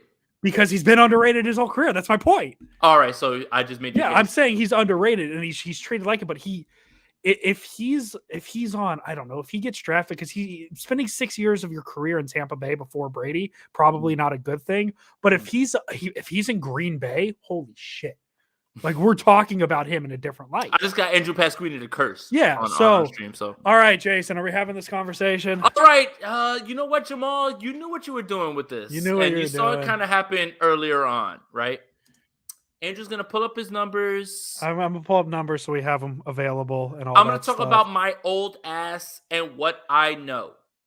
And let me start with George Kittle for some time led the NFL world in tight end receiving yards. Props to George Kittle, my favorite player on this team. Let's keep it a buck. There was like 3 straight years where Vernon Davis had like 12 touchdowns, 14 touchdowns, 16 touchdowns. And I think it's lost on people. And a lot of people talk shit about Mike Singletary. Mike Singletary, if he doesn't pick you out, he knew what you were capable of. Yeah. And different coaching styles. Right. We'll talk about that. Right. 100%. If you look at the cumulative numbers, it's not close. What do tight ends need to do? Score touchdowns. Love George Kittle. Love what he does in the run blocking game. Vernon can't compare to that. Get it. 100% get it. Y'all sleeping on Vernon. And y'all, and you don't understand that the Catch 2, the Catch 3, who was that? Vernon. Who was that? It was Vernon.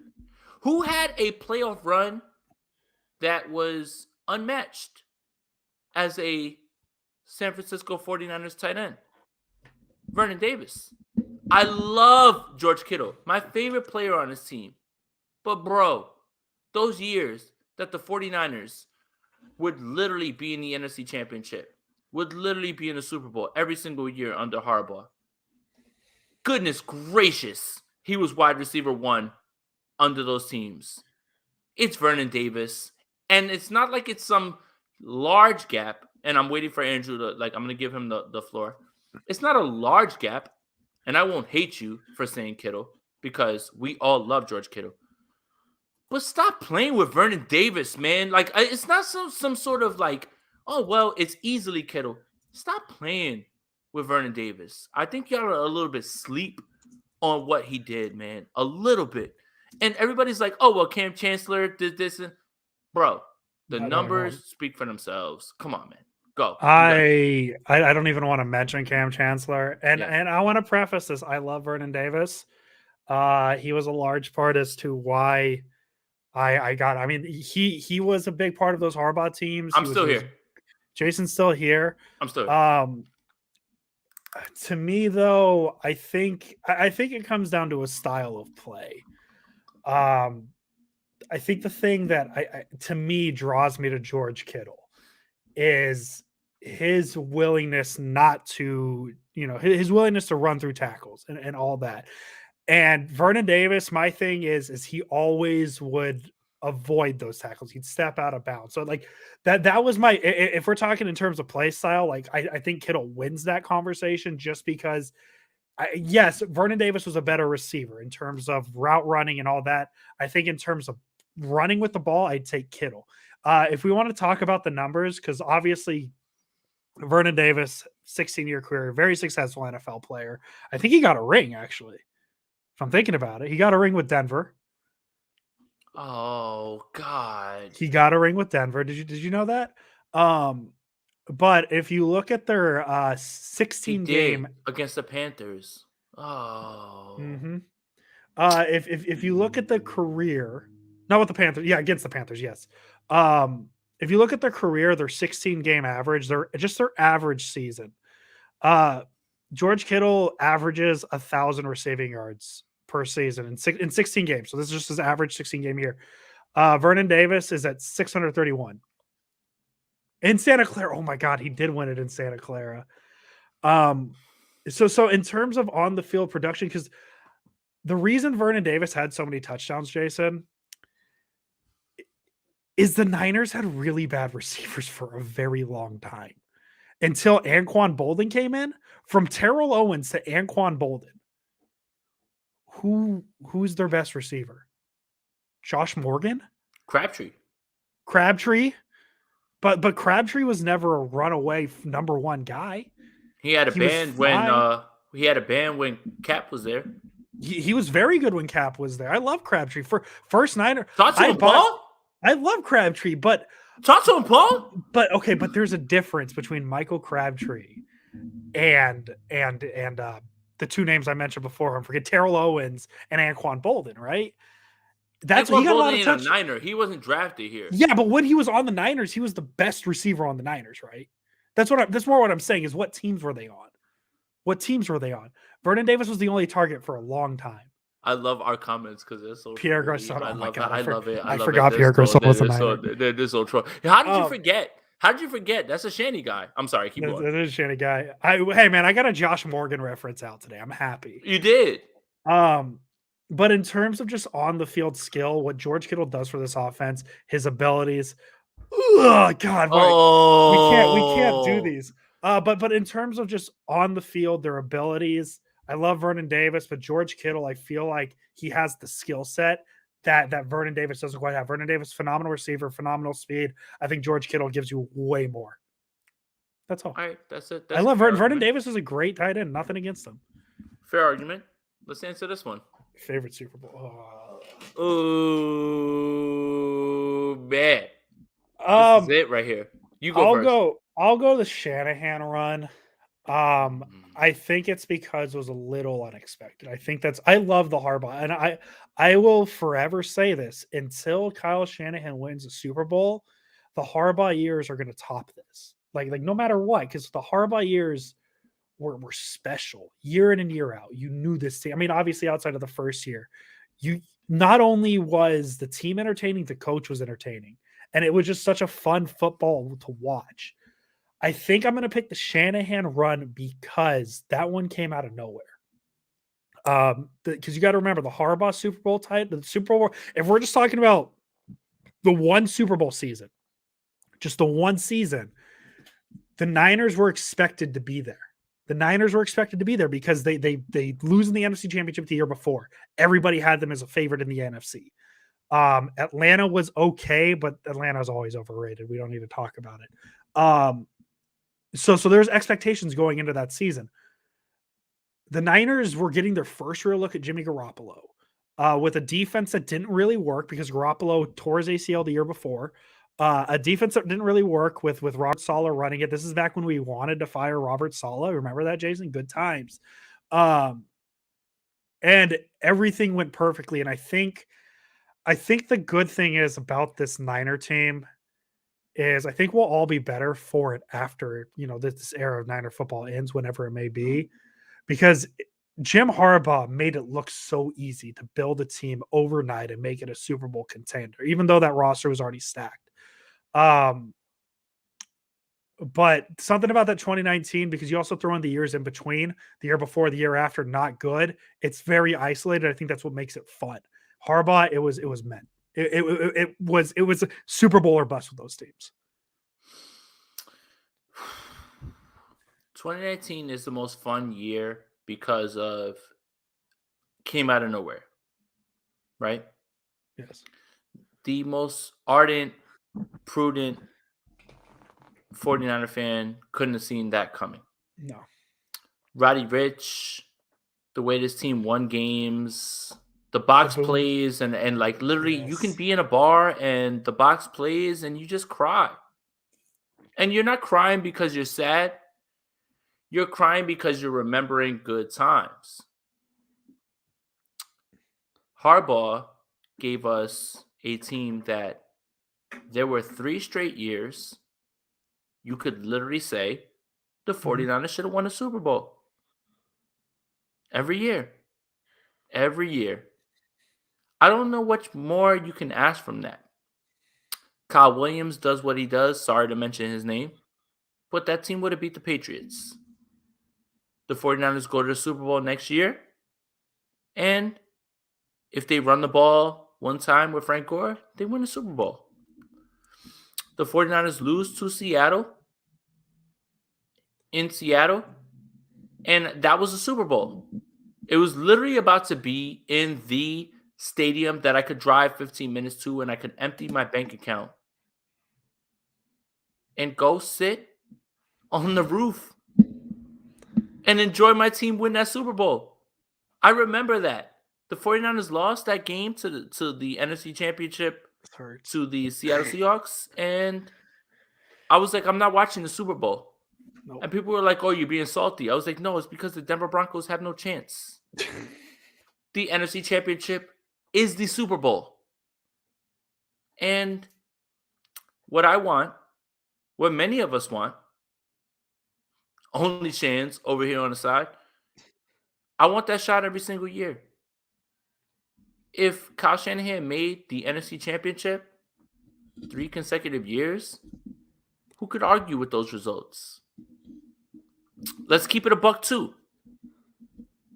Jim Harbaugh, John Harbaugh, whatever the hell his name is here, Jim Harbaugh.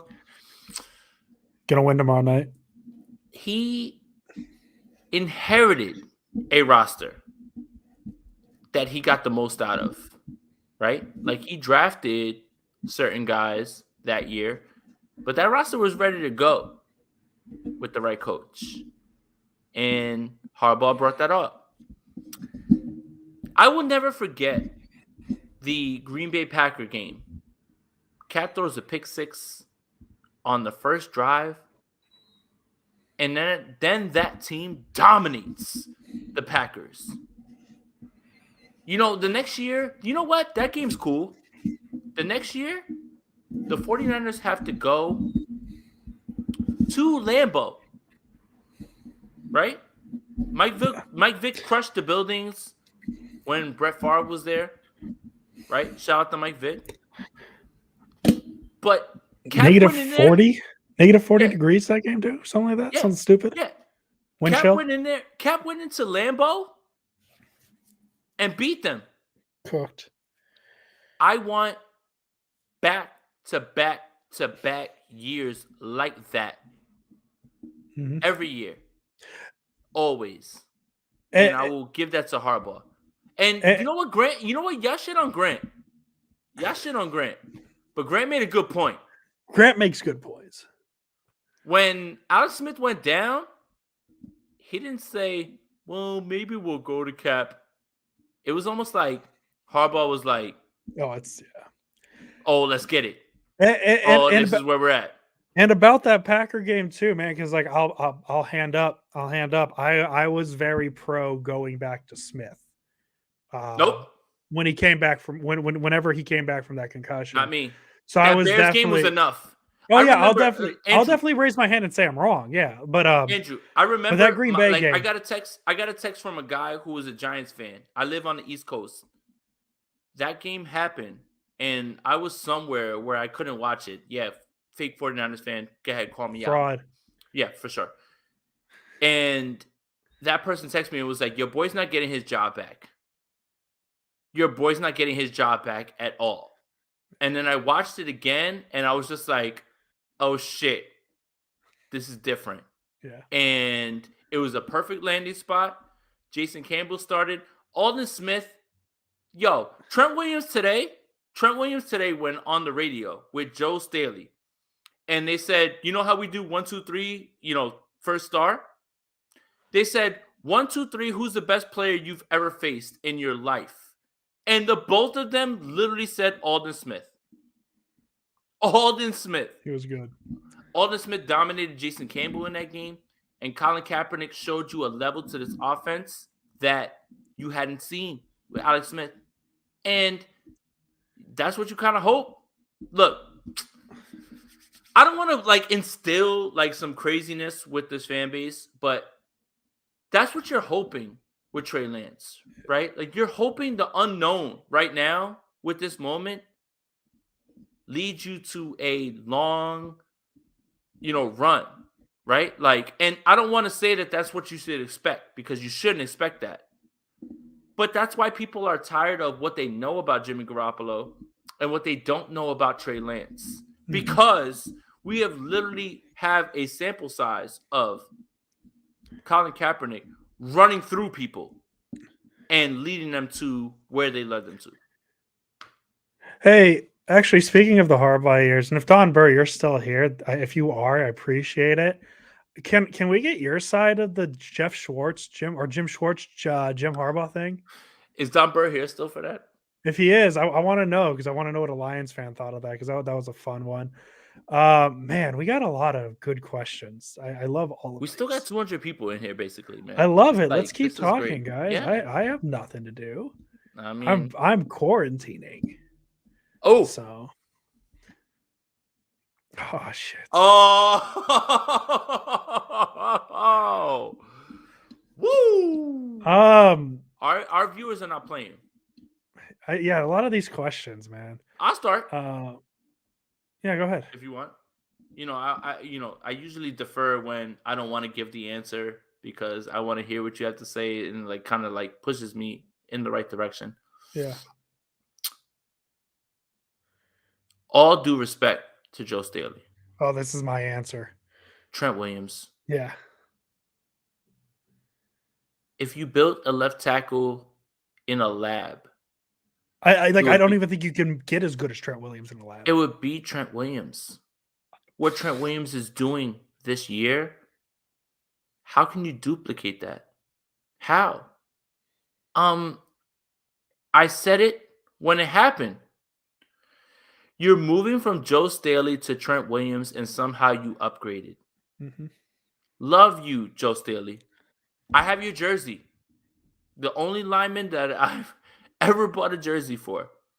Love you, Joe Staley. What Trent Williams does week to week is inhuman. He's not real. He's not a real person. He's a mutant. He's a variant. I don't know how I can explain it any better than that. Trent Williams is the answer. I like that. Where is it? Rafa. Only knock on Williams. He didn't catch that Jimmy pass. The pass from Jimmy. Well, who said that, Rafa? Rafa. Only knock on Williams is he didn't catch that pass from Jimmy. Yeah, I mean, pretty much blame the quarterback. Pretty much the same thing, man. Like Trent Williams is a unicorn, man. Like I don't think we're gonna see a left tackle as good as him in our lifetime. I mean, he's something else, and nothing against Joe Staley, man. Joe Staley is a Niner legend. Joe Staley is look, 49er legend, played his entire career here, drafted in the same draft as Patrick Willis, and outlasted him how long? Mm-hmm. I am not disrespecting Joe Staley. Joe Staley is a Hall of Famer. What I am watching from Trent Williams can't be duplicated. That's it. Is what it is. I got a question for you. Do you remember David Akers' 63-yard field goal against the Packers? Yep. That's cool. I just wanted to say it. Robbie Gold could never. David Akers could never that. You remember David Akers that season? He hit the 63 in week 1 and then just stunk the whole season. That's when I knew the season was over. Like, I was just like, oh, okay, this team different. Mm-hmm. They went into Lambeau week 1 and they whipped the Packers' ass. And the only reason their first drive continued is because Aldon Smith got a sack and he got wild hype and he just took his helmet off and tossed it. And they were just like, no, you can't do that. Dude, those Niner teams were different. That's why you can't explain to me that Shanahan 1 year is better than what Harbaugh did. I guess my way of saying, like, nothing against Shanahan. No, only Shanahan. But I don't think if Kyle Shanahan got fired tomorrow, I wouldn't care about his college football team playing in a playoff game.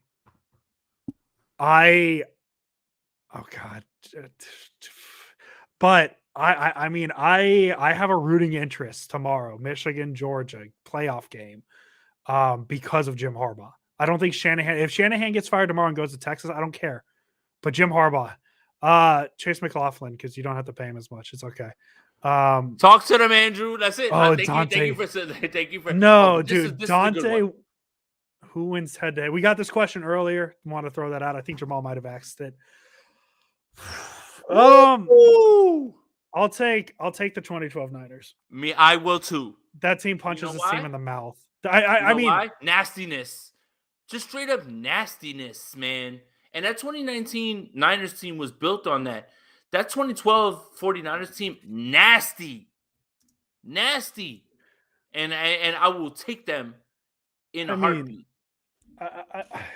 You remember, the thing I remember from those years, Jason, is the conversation of how often does the other team get 100 rushing yards against the Niners? Remember that? Remember when they'd go into week 15 and no team had 100 rushing yards against them? Yeah. Nothing against Kyle Shanahan and his offense, but the way it's run right now with the 2019, especially 2019, it was run the ball and then get Garoppolo going. That's true. You're not running the ball enough. Different rules in 2012 too. Yeah, that makes sense. That's I mean, true. If we're playing, but you know what I'll say, John? You know what I would say about that, John? Is that team would bully other teams. You might get a 15-yard penalty here and there, but you don't want to hit that 2012 team in the mouth. Like, you're not trying to like meet them head on.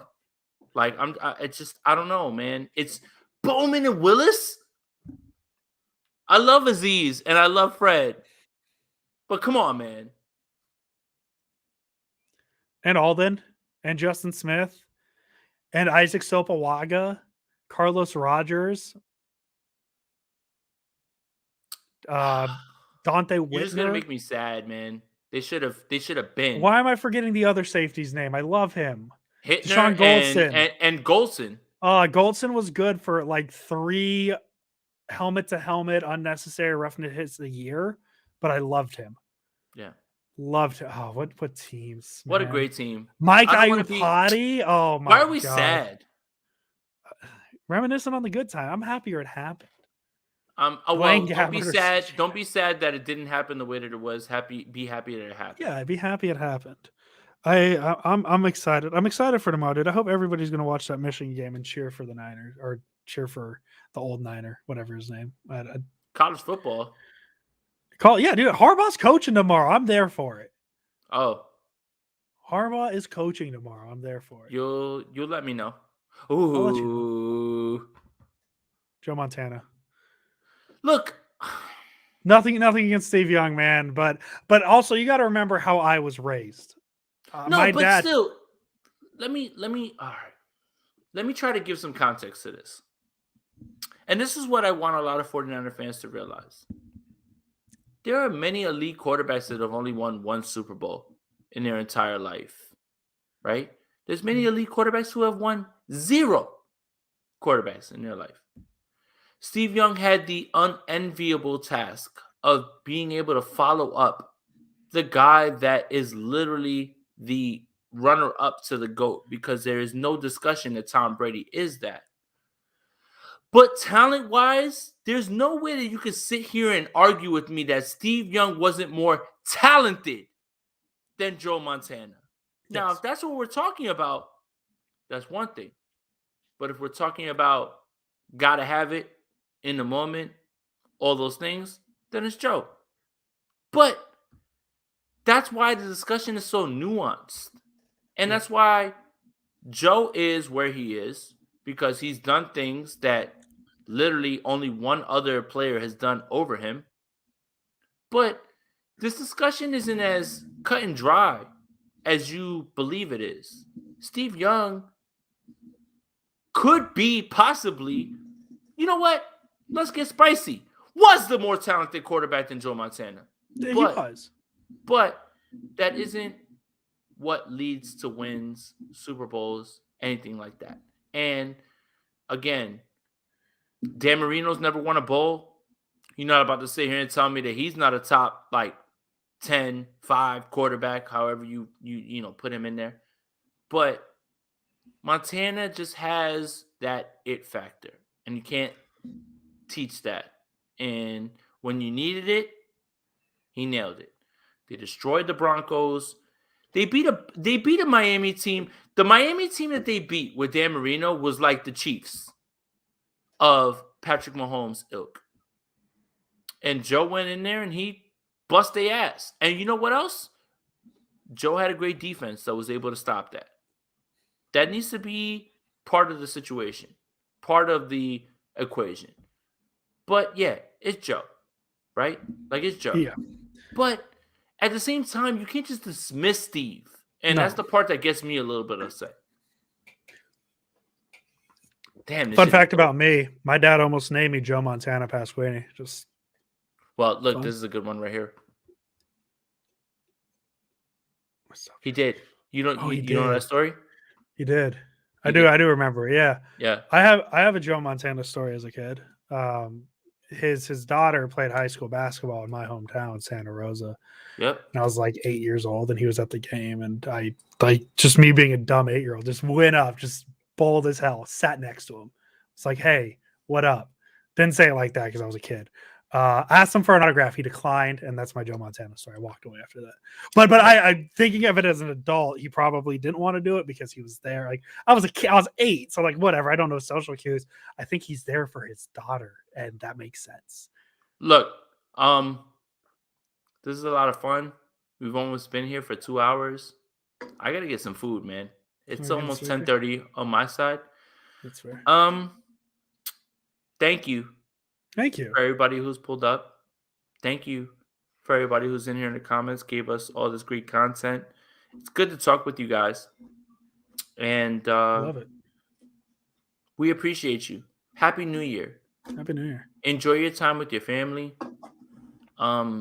The idea that we would have this many people in here on a live stream, being able to just like An hour bounce two. yeah, and just bounce ideas off each other, right? And just talk about things. Like, this is the sort of discussion that I would have in a group of room with like, before pre-COVID, group, with other people, and they would have their opinions. And, you know what? Nobody would ever get to the point of, oh, you're a clown, meet me for a fight, anything like that. Like, we're just like, we're talking about that stuff. Like, that's it. We're just Jason talking and about, I disagreed on Kittle and Davis, and none of that's us it. called the other one stupid. Vernon's the GOAT. And that includes Kittle better. Dwight Clark. No, Kittle not better. Kittle We better. got a lot to talk about. That's going to be a whole episode. That'll be a whole episode where we do that. I just want to get Kittle on and talk wrestling. I think I'm also very biased. That helps. I want to talk wrestling with That George helps Kittle. too. I want to talk That helps. acting with Vernon Davis. That helps too. No. He was in the league. He was. Yeah. Oh, that was a great episode. The Yeah, fake Twitter account. The fake Twitter The account fake episode. Twitter account with Vernon Davis. The fake Vernon Davis likes Chinese sneakers. I love Chinese sneakers. Taco. Oh, here he is. Rich Madrid. Oh man, we literally spent 10 minutes talking about how much we love you, Rich Madrid. If you took a drink every time that Rich Madrid was referenced in this show, you'd be blacked out drunk at this point. Oh, I love Rich Madrid. Yeah, we all do. And I think everybody in the comments does what's as well. the question I'm supposed to ask Rich on the plays? What's that play? I forget what play it was. Yeah, I remember y'all wanted me to joke. It's not lies. It's not lies, Rich. I mean, like, watch the tape. The tape, tape's on YouTube. Run it back. Rich. Run it back. We literally, they're not lying. Look. They're not lying. They're not lying. Hey, Rich, are the Angels going to be good this year? Oh shit! Buzz me in. Should we get Rich Madrid in here? I would literally stick around if you know what? Send him the invite. Do it. Done. Send him the invite. We're gonna. We are going like super overtime right now. Why don't 100%. Why don't you get food? I'll entertain the people. Yeah, I'll do that. No, Rich just said no. Oh, hey, Jason left. I don't know. Well, now I don't know if Rich is joining. I hope an invite is being thrown out there. He said no. So are we over, Jason? I don't know because if Rich is said hanging no, out, look, if he said no, then it's done. But if he wants to join, then I'll stick around. Just drop the link to him. I don't think that'll hurt. All right. I think if we drop the link and we just maybe he said no to the Angels being good next year. Okay. Maybe. Let me take care of this real quick. Let me see what we got Gardner here. versus Hurst, Niner career. Oh my god, I barely remember Gardner. I remember Garrison Hurst. I have a Garrison Hurst jersey. Oh, Garrison Hurst gave me one of my best moments ever. Oh, that Jets run? Is it the Jets run? Yes. It's the Jets run. Hell yeah, it was. I live on the East Coast. Oh, goddamn right it was. Garrison Hurst was something. Hey man, Madden legend. Oh yeah, we didn't even mention John Madden. Oh yeah, man. Rest in peace, John Madden, bro. Rest in peace, John Madden. I'm happy he got it. Apparently he was happy he got to see his documentary. I'm glad. I like honestly, I think that's the thing that makes me happy, the happiest, because like obviously, like he's up there in age, and we do this thing where we kind of forget people until they pass away, and then we really give them their flowers. I'm happy that documentary got out for him. So he kind of got one last weekend of everybody remembering how damn good he was at everything he did. And I mean, he's one of those guys that what era were you born in, Jason? Because you're going to have, my dad remembers John Madden as the head coach and the commentator. I remember him as the commentator and the dude with the video game. I don't know how many people have legacies like a John Madden, but John Madden, legend, football legend, ultimate football guy. Well, my first game that I ever had with Madden was 95. Born in 84, right? But I had played many games that my cousin let me and things like that. 95 was the first one that I had. 2004 is my favorite because I got my brother up out of my face where it's to the point where he was just like, oh, I'm done playing this game with you anymore. Jason, you 100% used Vic and the Falcons, didn't you? Nope. Oh, really? Ready?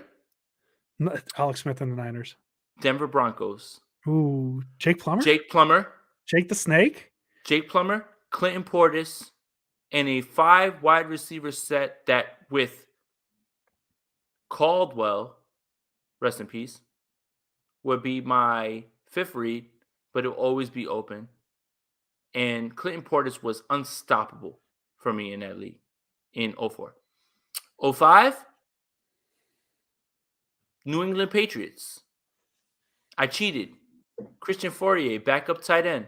Put him at tight end. Put him at fullback. Corey Dillon ran the ball down your throat. Nothing you could do with it. Anyway, like I would walk into people's houses and be like, "Who's trying to lose? Which one of y'all wants to play and lose?" And anybody who used Vic against me, I knew how to stop that. I knew. You know what I did in 04 that changed the game for me and flowed into 05? I played strong safety. And guess what?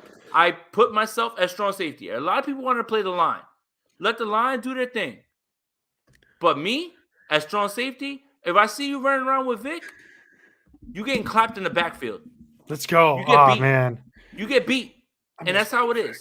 In 05, when I had the New England Patriots, literally, Christian Fourier, backup tight end for the New England Patriots, starting fullback. Benjamin Watson, tight end.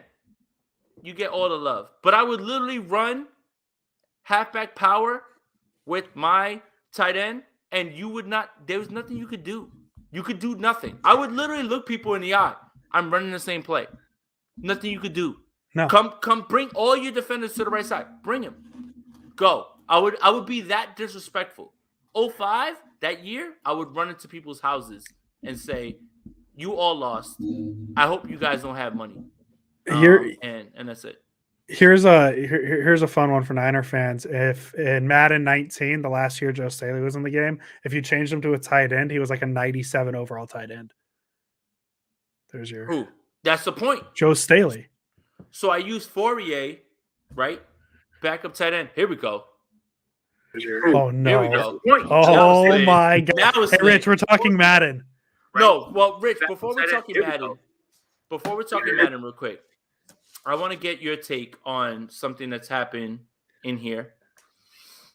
Who is the bigger 49er legend tight end? George Kittle or Vernon Davis? Right now? Ever? Ever? Oh, God. Vernon Davis. Thank you! Eat shit, Andrew. Damn. He just walked in and just gave you the answer. Yeah. If Rich says it, I guess it's true. Get owned, Andrew. Rich, how you doing today? I'm good. How about you guys? Oh, Good, know, man. it's another just day. hanging out. We're just hanging out. We got a lot of good questions. Who would win in a game? The 2012 Niners or the 2019 Niners? This is a good one. 2012. Oh, I told you. No hesitation. He didn't even flinch. That team was nastier, right? Well, 2012 with Kaepernick, not Smith. Okay. 2021 with Lance versus 20. I'm joking. Yeah, no, like the 2012 Niners is to me a perfect football team.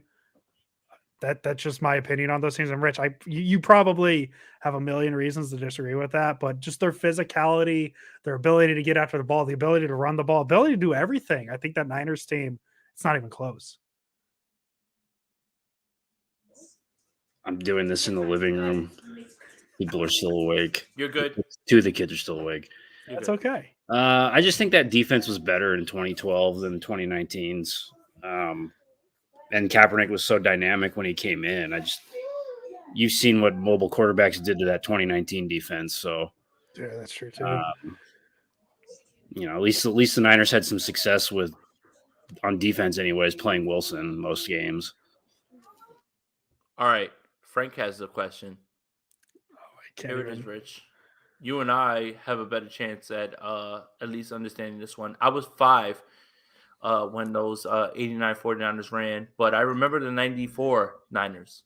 So I'll defer to Rich real quick. Wait, I'm older than you, right, Rich? I don't think so. I was born in 84.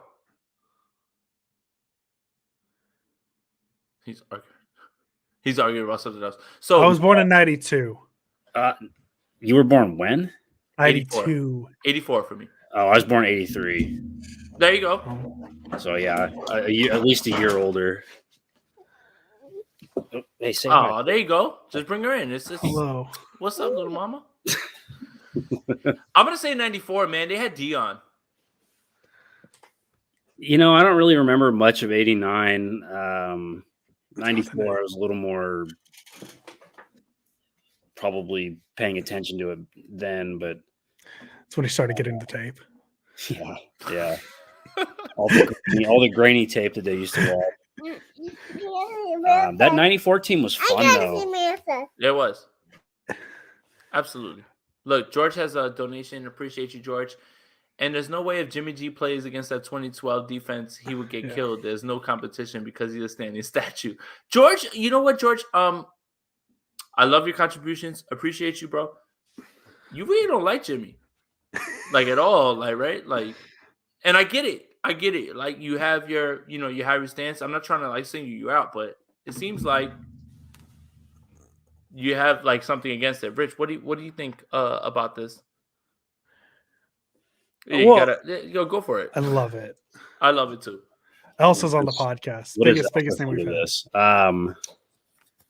Yeah, I agree with that. I don't disagree. Can you imagine Garoppolo standing back there with Justin Smith and Alden Smith? Yeah. I want to look at that 2012 roster. Who else is on the defensive line? Ray McDonald, Ahmad Brooks. Paul's just trying to get you. Ahmad Brooks. Let's see here. The Niners 2012 defensive line. Let's see if we can find it. I love Paul, man. He's so good. Alden Smith, Justin Paul Smith. used to live down the street from me, and then I moved to Tacoma, and now we live further away. Damn. Y'all could have been best friends. Like, I think that's why he don't like, your football takes. Dude, just going through He actually does. He won't admit it. Paul's dope, man. I love Paul, man. Going through these names is amazing. You got Ray McDonald, Isaac Sopawaga. You remember a little Ricky Jean Francois? Great teams. George, because 27 million wasted on one guy to get hurt every single year. That's why I like him. Jimmy, he is limited in every way. Hey. I mean, he's not wrong about the hurt thing. Like it happens. You're not wrong, George. Not at all. Matt, we answered this question on yesterday. Yes, he is. He's on IR. No, I like this one though. You must have missed what that 89 team did to the Broncos in the number one defense. Yeah, that's a good point. I remember that game. John Elway is a fraud. 94. Oh, no, I'm just kidding. 94 was like the year they bought all those free agents. And they just were like, yo, that's it. We're just like actually going to win it. Like, yeah, they were tired of losing to the Cowboys.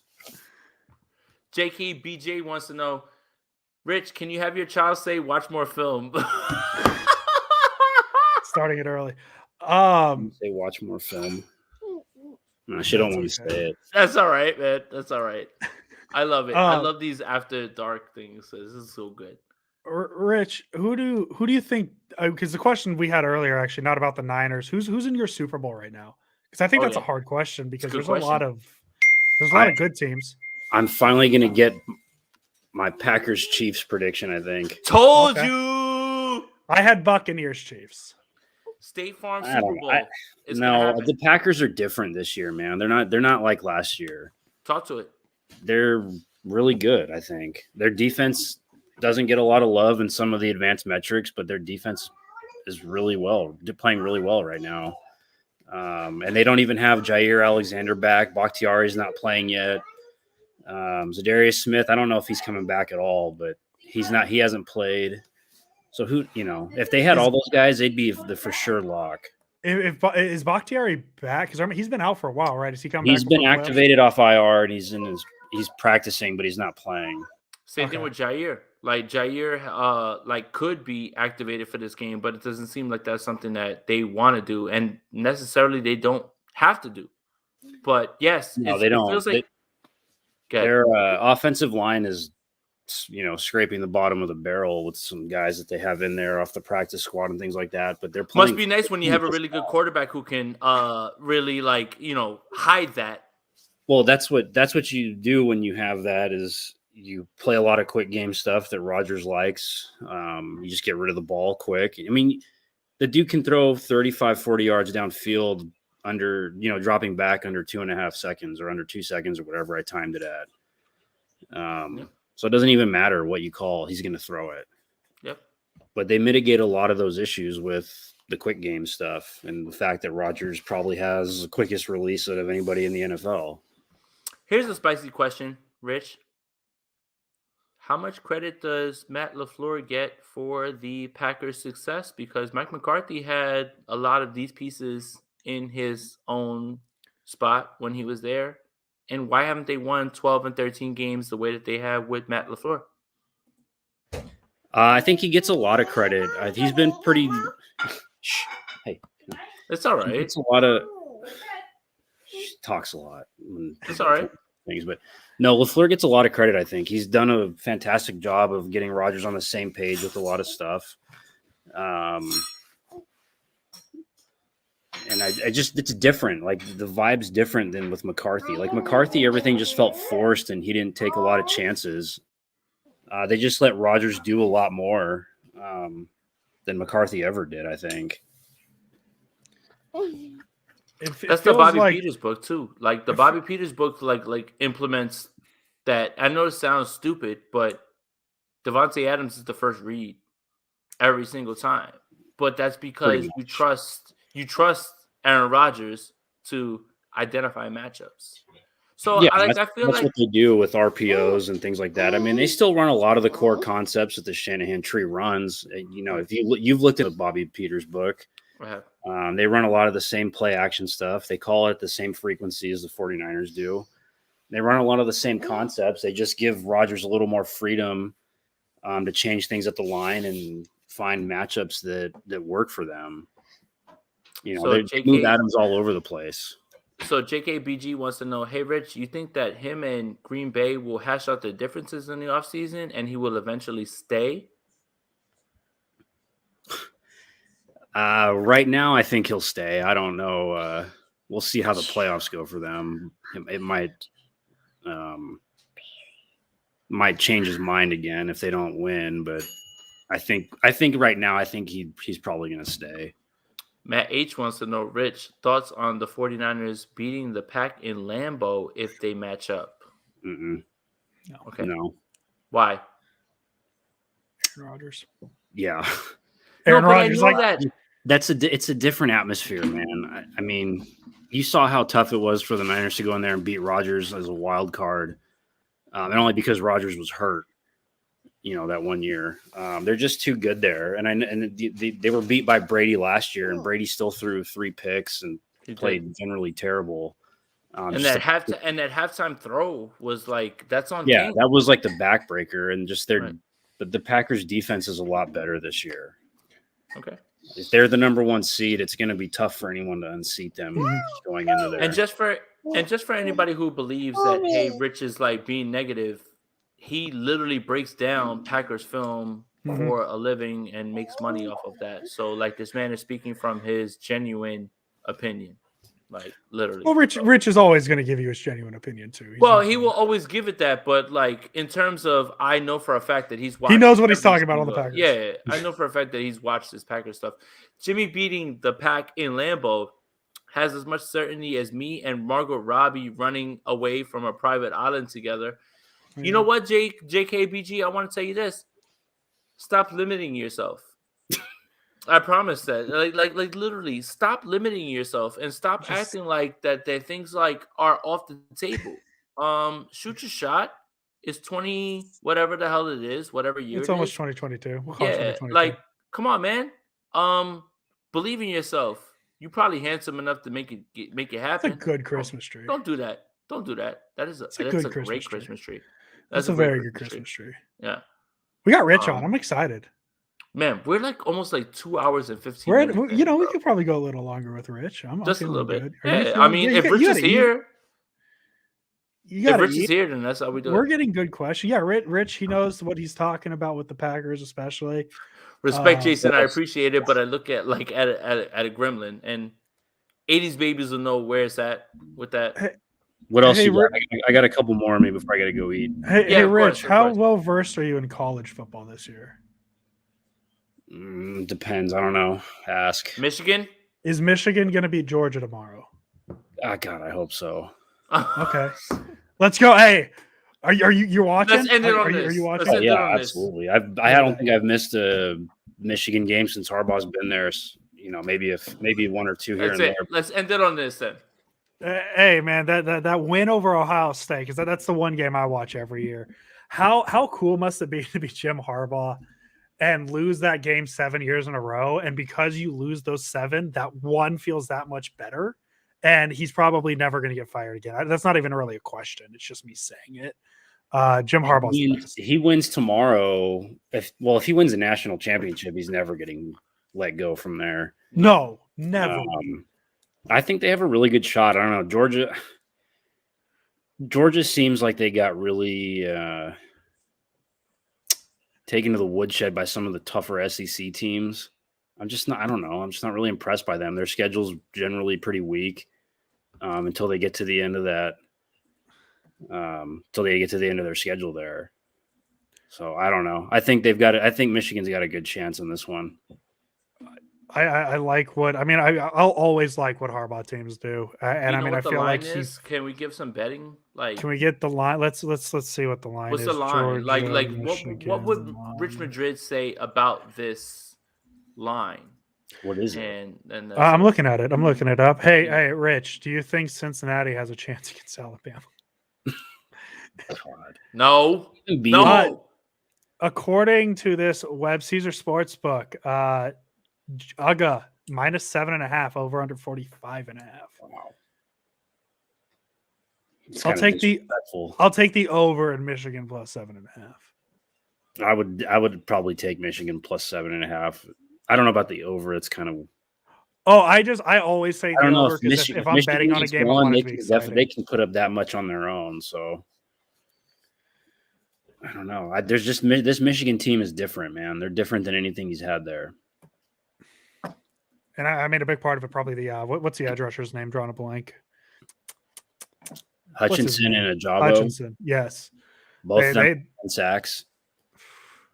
Michigan's good this year. Like I don't think it was an accident they beat Ohio State. I don't think it was an accident at all. This isn't an accident. This is Jim Harbaugh getting a team.